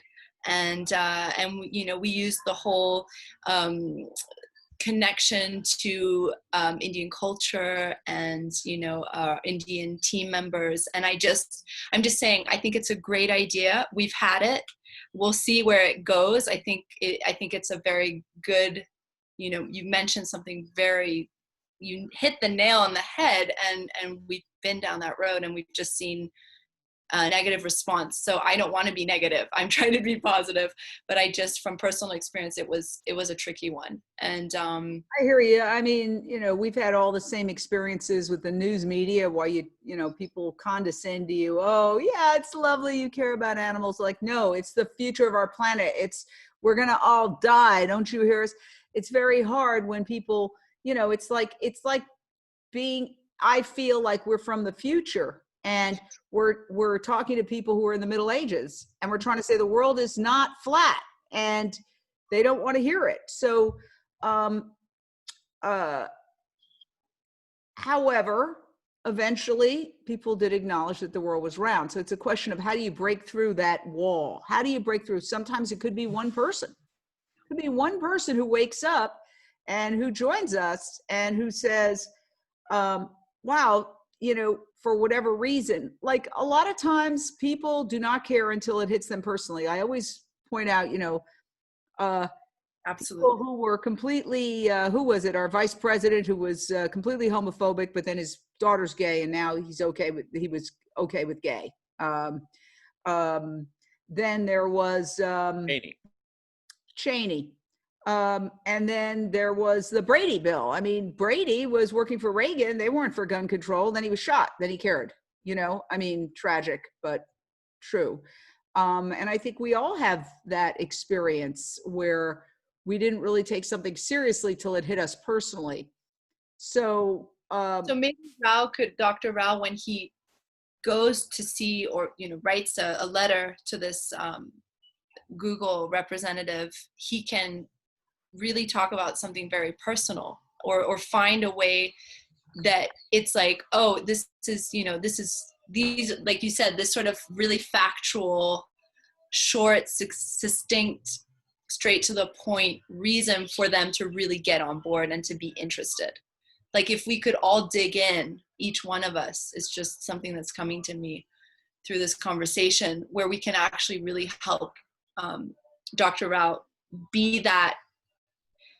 have that right communication, like you mentioned, with the media, because that really resonated with me, because I actually had this conversation with people who are older than me on how to commercialize themselves with that message that they're sending, right? How to send their message, but like to be right away for people to listen, to tune in and want to stay and read more. Yeah, you have to get them in the tent with something clever. I suggest everybody look at BuzzFeed and look at their headlines. That's the mentality that we have to adopt to get. That doesn't mean that we have to put in stuff that's junk. It just means that we have to write things and package them in a way that makes it interesting. I mean, the other thing is that people are addicted to money. And the thing at Microsoft that we experienced is they're so into the system and into making millions of dollars and driving their fast cars around that they don't want to disrupt that privilege, if I could call it like that, in order to bring about change. And so we face that as well. It's like, how do you help a heroin addict get off? And it's interesting you talked about addictions today. Like, how do we help people come off the addiction to hoarding and making money? Because it's a big problem. All righty. Paige has been waiting patiently in the queue. Oh, I'm sorry. Yeah, go ahead. Paige, go ahead. I don't mind waiting at all. This has been fascinating, and every time I hear Jane talk, I get to learn a little, deeper cut. And I have to say, Jane, I think I personally love to hear when you share your vegan story, and I think that may have gotten cut short. So I just thought that it would be powerful to hear your story, because especially circling back to, I'm not sure of your name, sitting with Jamin, please forgive me. I'm Melissa, and I am Alice's mother. Oh, great. Okay, fabulous. Oh, that's so great to know. Well, and I can see the resemblance. What I was just connecting with is the personal stories. And I think Jane's personal story just really hits home. Personally, I went vegan. I'll make it quick. My daughter went vegan first. She was 13, and she told me about the animals that she was going vegan for. I'm like, oh, that's great.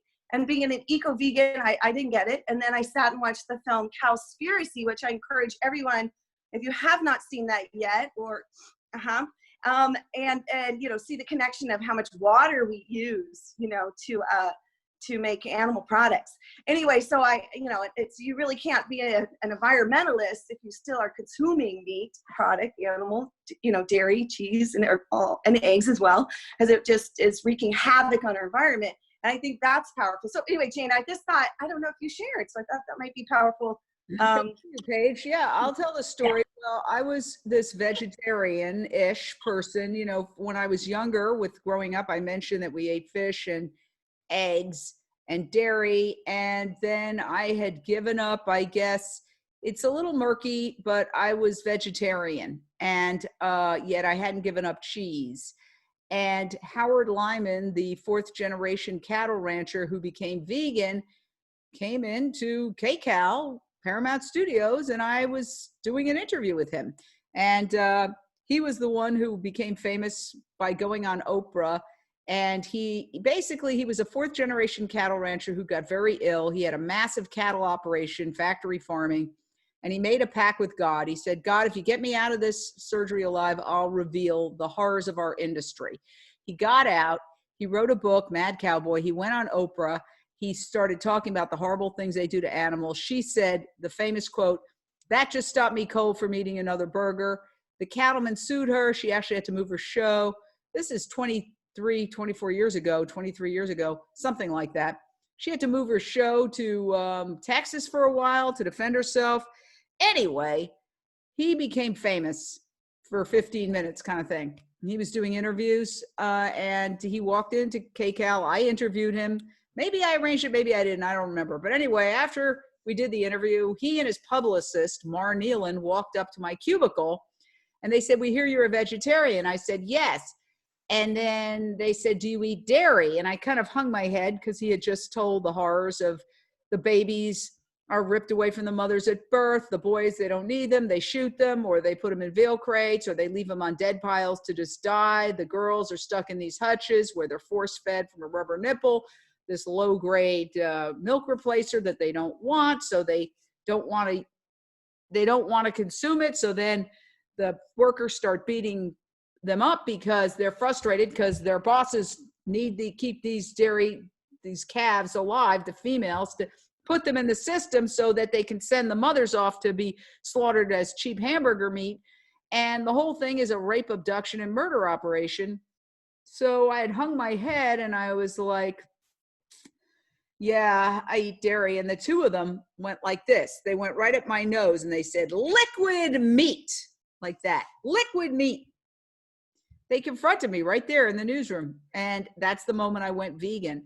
So, by the way, a month later, somebody put cheese in my salad and I tasted it and I spat it out instinctively because my taste buds had changed. One of the reasons why rehab is at least 28 days, it takes about 28 days to change your body, about a month at least for your body to go through that transformation where your taste buds restore to their initial condition, you know? And so I always say, well, people say, well, don't confront, be gentle, be soft. If they had been too gentle, I might not have gone vegan.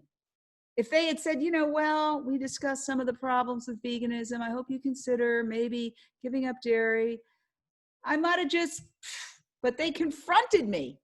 And I bring it up all the time because I'm so glad they did. They helped push me out that door. It's like when you got to jump out of a plane and, you know, you don't want to go. The instructor goes, boom, knocks you right out when you're doing parachuting. So yes, that first leap can seem scary, but once you get to the other side, you're so happy you did it, right? So, you know, and it's really astounding how your taste buds change.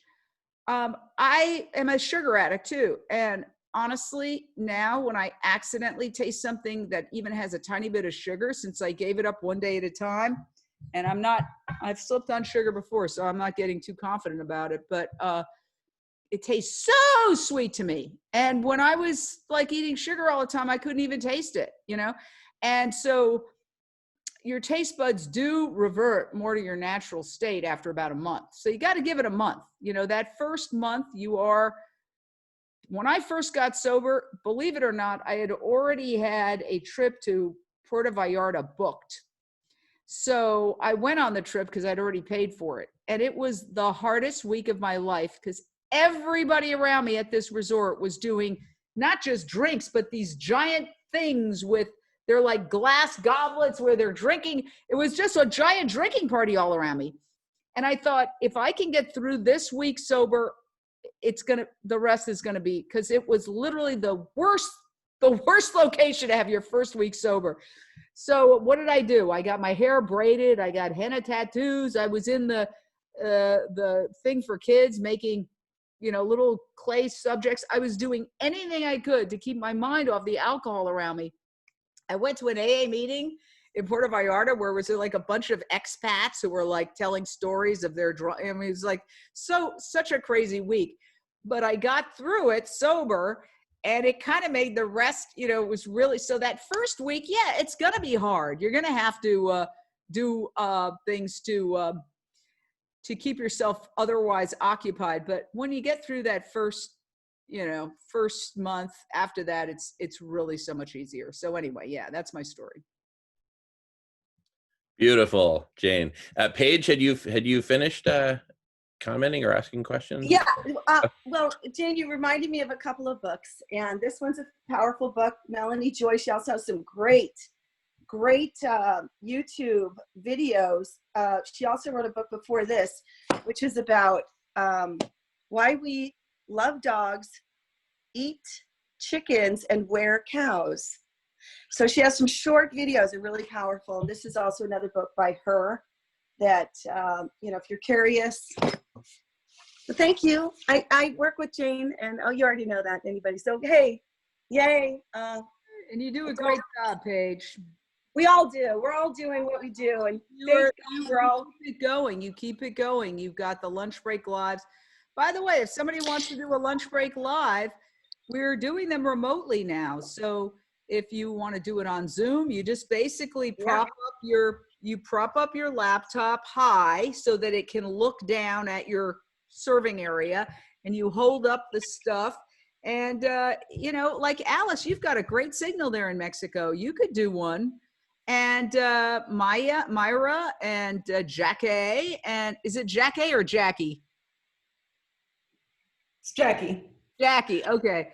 Jackie. So funny. I already hit Jackie up. So Jackie O, yeah, sorry, I didn't mean to interrupt you, but let's contact. We'll do it. Contact me. I lived in Mexico for a year, by the way. I lived in Puebla, actually Cholula. I took my junior year in college, and that was a big lost weekend, I have to tell you. I didn't know that I was going to an infamous party school, Universidad de las Americas. I had a good time, I have to say. I did have a good time, but it was definitely a lot of partying. Awesome. Beautiful. Beautiful. Great. Well, I've lived in 5 years in Mexico myself. And in fact, one of our regulars on the block party is from Cholula, Edgardo, I think. So hopefully he'll join us. Anyway, we've got Myra in the queue, followed by Jamin, followed by James, followed by Melissa. Myra, you still good to go? Uh-oh. An activist was killed by a truck driver today at Toronto Pig Save. Oh my God. Dear God. Did you hear this? I just got a text. Yeah, it happened in Burlington. It happened at the state, and we're probably going to need to cover that, Jane. So we're probably going to have to get off soon. But let's do it. Let's do it. Let's cover it. That's horrible. Yeah, the people are trying to get it together right now. Yeah. But yeah. Okay. Yeah. If you need to do that, go for it, and then please come back. I mean, we'll be here for like another 20 hours. So. Breaking news, Jane. Oh my God. Horrible. Got the text. Jane, do we have anybody at Toronto Big Save that can stream live? Otherwise, I'm on my way. I'm about an hour away. Oh, okay. And Ray, I just want to say, as a journalist, just be very careful not to name names or try to say, what happens in breaking news stories is people will say, oh yeah, I know who did it. I know this truck driver, he's so-and-so. And very often they're wrong. And anyway, even just, this is just journalism 101. You got to be very careful not to convict anybody. It's allegedly, and also I would stay out of naming names of potential suspects, of persons who may have been involved in this. Do you know what I mean? Talk about the sadness of the victim, because legally, as journalists, one of the things that's really important to point out, and you can read this book, Merchants of Truth, that, you know, actual journalists spend months working on stories. When we're live, we have no vetting process. We have no process for an editor to say, take out this word, use this word instead. So we really have to pull it back. We can cover the story, but we have to be very careful about saying anything that could be libelous, because a lot of times the people on the scene, very well-meaning, and this is just journalism, what they say is inaccurate, not because they're lying, but because it's a game of telephone, but because their impressions, they may not have been there, they got there late, they listened to somebody else. I'll give you an example. When we talk to people sometimes at visuals, they'll say, these pigs came all the way from the East Coast. Well, no, they didn't. They came a long distance, but they didn't come from the East Coast, right? So people hear things and they say things that may not be true, not because they're saying anything wrong, in other words, they're not lying, but it's because they're not the police, they're not journalists, they're not trained to give factual information, they're talking emotionally. That's why when I'm at a scene of something like this terrible, I'll talk about, how do you feel? What are your feelings? Because feelings are feelings. But if you say, what happened? They're likely to tell you something that may or may not be true. Not because they're lying, but because they may not have seen exactly what happened. So it's very important to qualify, like, we've heard that this happened. We don't have all the answers. We don't want to, but obviously, if there's a person who was hit. The other thing is,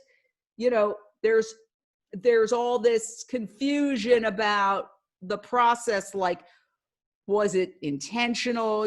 So, oh yeah, he intentionally ran me over. We don't know that. So it's very important for legal reasons to be very careful about what you say in situations like that, and to remind everybody that you don't have the answers, and not to convict anybody and not to identify anybody, because we're not in a position to do that. That's why they always say it's good to be first, but it's better to be right.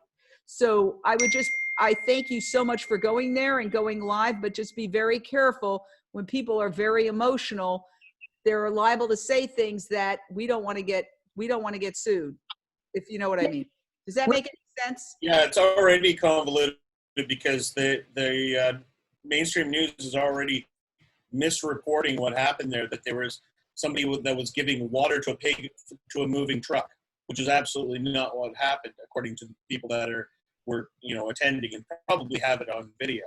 Yeah. You could say already there's right, but yeah. So there's already a difference whether this was somebody that was run down by a driver. So I mean, but we'll wait a avoid second. that kind of language. Yeah, but you have to be very careful. Run down, or could it be an accidental? Like run down is, you're talking attempted homicide, so it's very, very serious allegation. I'm just saying that journalistically, you have to be careful what you say, because if you're wrong, even if you don't identify the person, if they say, well, based on other previous reports, my name is out there, you've identified me, and if he's not convicted of that, it's potentially libelous. Do you see what I'm saying? This is journalism school, but it's hard to do journalism school in 5 minutes. But suffice it to say that it's important to be reporting, and it's better to talk about the victim as opposed to try to deconstruct the crime scene, as it were, because we don't have all that information. Does that make any sense? Yeah, somebody posted a CBC link there. I haven't read it yet, but you can check. I just posted the link, but you're going to need to get a statement from Anita, probably from the actual whoever is the organizer of that. Yeah. Ray, give me a call, Ray. Hold on a second, Paige. One of the things you do is you could find a couple of articles and text it to him, because what I often do like that is I quote articles. I say, XYZ News is reporting blah, blah, blah. Yes. These folks here say, no, that's not the case. Yes. Amy Jean Davis just texted me, and I asked her for some information, more details. So I would get on the road, Ray, if you're willing. And then you can always call me. Okay, Ray? My number's in the chat. Yeah, I'm taking the number down. Okay, good. Good idea. It's going to take me over an hour to get there, so keep feeding me information. Okay, Ray. You got this. So you'll have the one thing we know is that, there's Anita. It looks like she might have been there. She's there. Wow. Oh, yeah, she's there. It's live now. We just got to share this. Okay, I'm gonna go. Yeah, thank you. Talk to Anita. Root of all discrimination. Okay. Okay, but there's nobody there that can stream for Jane Unchained live, right? And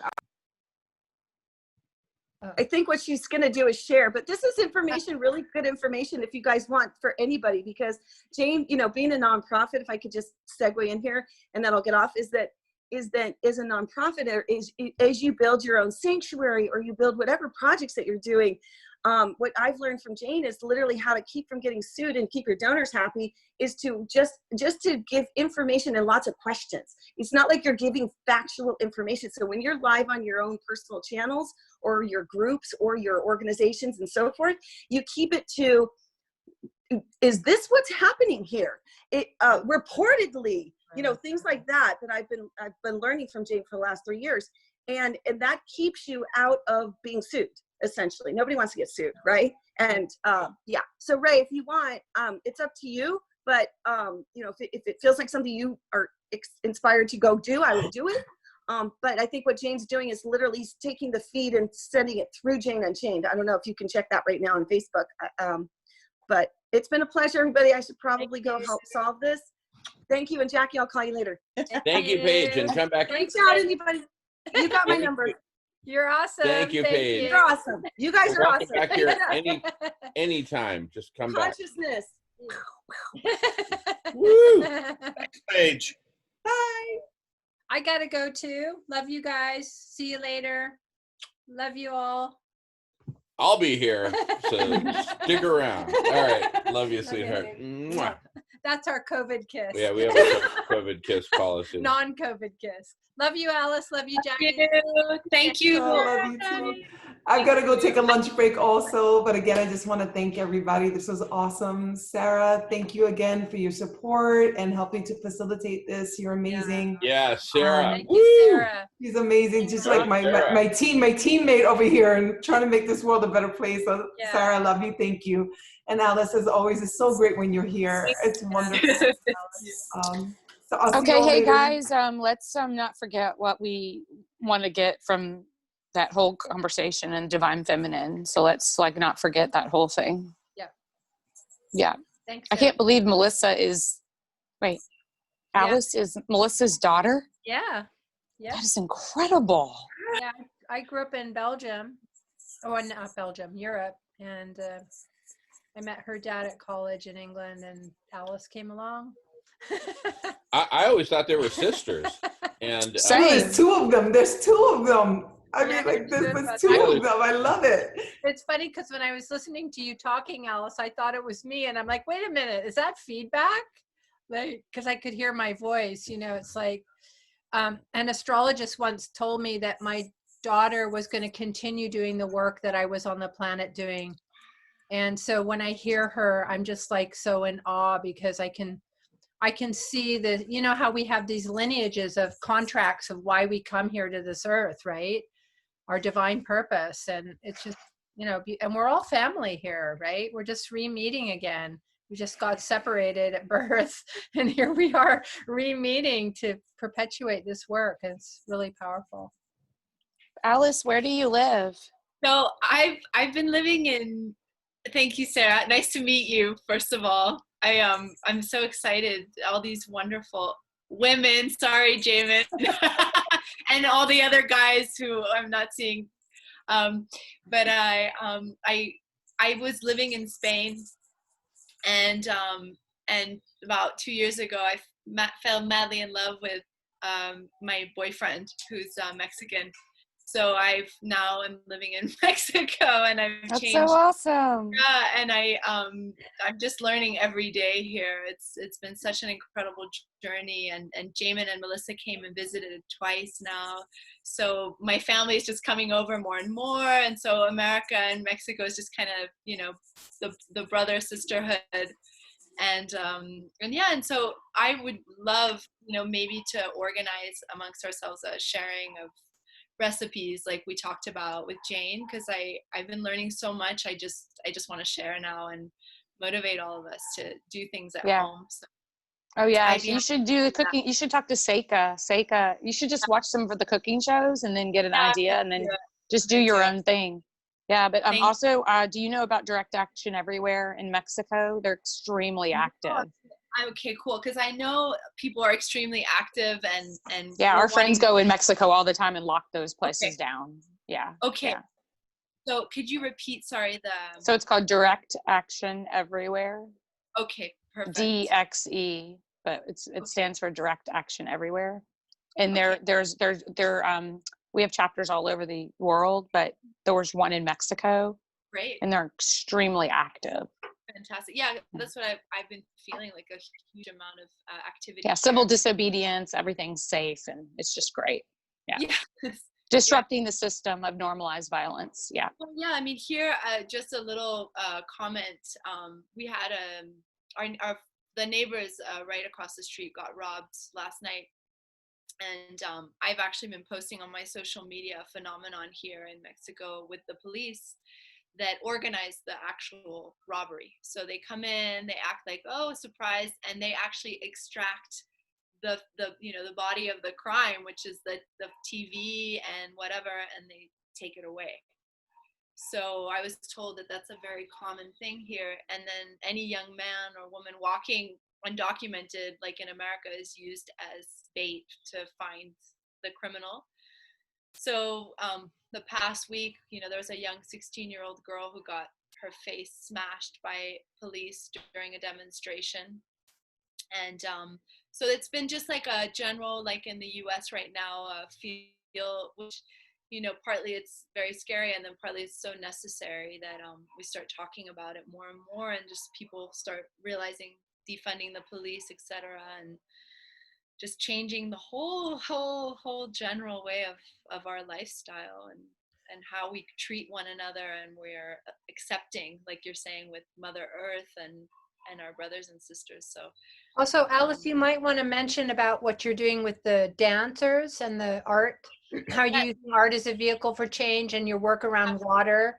Yeah, cleaning up the water. Well, I made few incredible friends here, and one of them, she's a dancer, so she's a choreographer, and she asked me to take care of the sound and the costumes. And we've been researching here on all the Mayan and Aztec gods, and some of them are very present, and some of them are less well known, but one of them is Tlaloc, who's the rain god, the water god, and he represents life, and I've been working around that theme.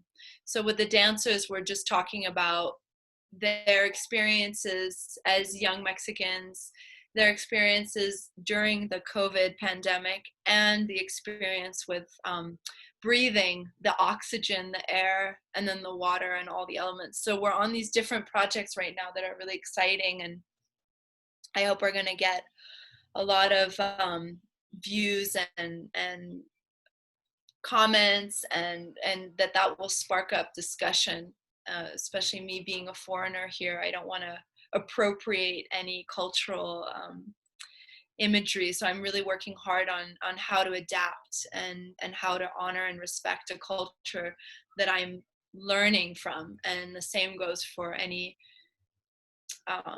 different diverse cultural subjects, like with African American and all these different populations that have been suffering for so long. I love sharing and learning, and then just using art as a means to communicate. So a lot of exciting projects happening, and I'll be happy to share them here in the coming months, because it's a slow process. I'm into slow fashion, slow food, and slow art. So great meeting you again all, and seeing familiar faces. Thank you. Thank you, Alice, for brightening up the block party with Awesome. so much. No, all of you brighten it up. Seriously, I was going to jump in, and I'm always so surprised at what I get to see and hear, and gives me a lot of hope. Wonderful. Well, stick around, keep coming back. It's a party. It's a 24-hour block party. So, just show up when you feel like it, leave when you need to, no problem. Beer's in the cooler, bong is in the back, keep it on the down low. It's a block party. Kids are playing hopscotch over there. Some dudes are playing dominoes over there. I mean, it's a block party. So just come and go. Thank you, love. Take care. I'll see you later. Love you, Alice. See you soon, sweetheart. Bye, guys. See you soon. All righty. And I think, let's see. Now, James, I know you were in the queue, and Danny, were you in the queue?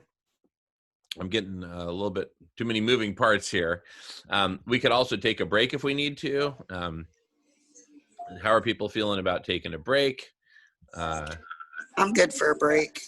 All right. I think we can take a break. Multitasking. I need to recharge all my devices. Yeah, good. Okay. James, how you doing there, bro? Yeah, no, but I'll go over the break as well. Sure, Jane has gone anyway, so, the conversation kind of came to an end anyway. There's no problem. Cup of tea sounds good. Okay. Shall we take maybe 20-minute break, something like that? Oh, yeah. Yeah, sorry that Jane got off that quickly. That was a really weird ending to that. Well, it was also just very real. Yeah. And just very timely. Yeah. Very tragic, and I mean, wow, and very providential. Probably. Yeah, it's a female activist got hit, and she's dead. And they're live streaming. They've been live streaming for 1 hour and 32 minutes at the place. And Anita's there, the person that founded the actual thing. Yeah. So yeah, everybody's there at the place. So yeah. So that's what's going down right now. Yeah. Anyway, she's gonna say. I think Ray's going there now because we're like. Yeah, I'd say it's going to take over an hour to get there. But yeah, it's good that he's going. I'm really glad he's going. I mean, yeah, if I was anywhere near that, I'd definitely have. Yeah. What was her name, Sarah? Do you know? Say? The victim. Woman's name who was killed. Do you know her name? They just released her name now because her family's all been notified. Yeah, and there's like a thing. I have the whole thing right here in front of me. Hang on. Yeah. Yeah, I don't know. I actually don't know her. Never met her. I thought it was someone else. You go to the vigils, right? You know Anita, right? Oh, yeah. Anita's the reason why I'm vegan. Wow. Yeah. I mean, I knew Anita before she started the Safe Movement because we both had beagles. So she had a beagle and Bean. So we were friends before like all that went down. Then she started the Safe Movement. Okay, so the Safe Movement is because Chris is live now. Yes. I love Chris, man. He's amazing. There was an article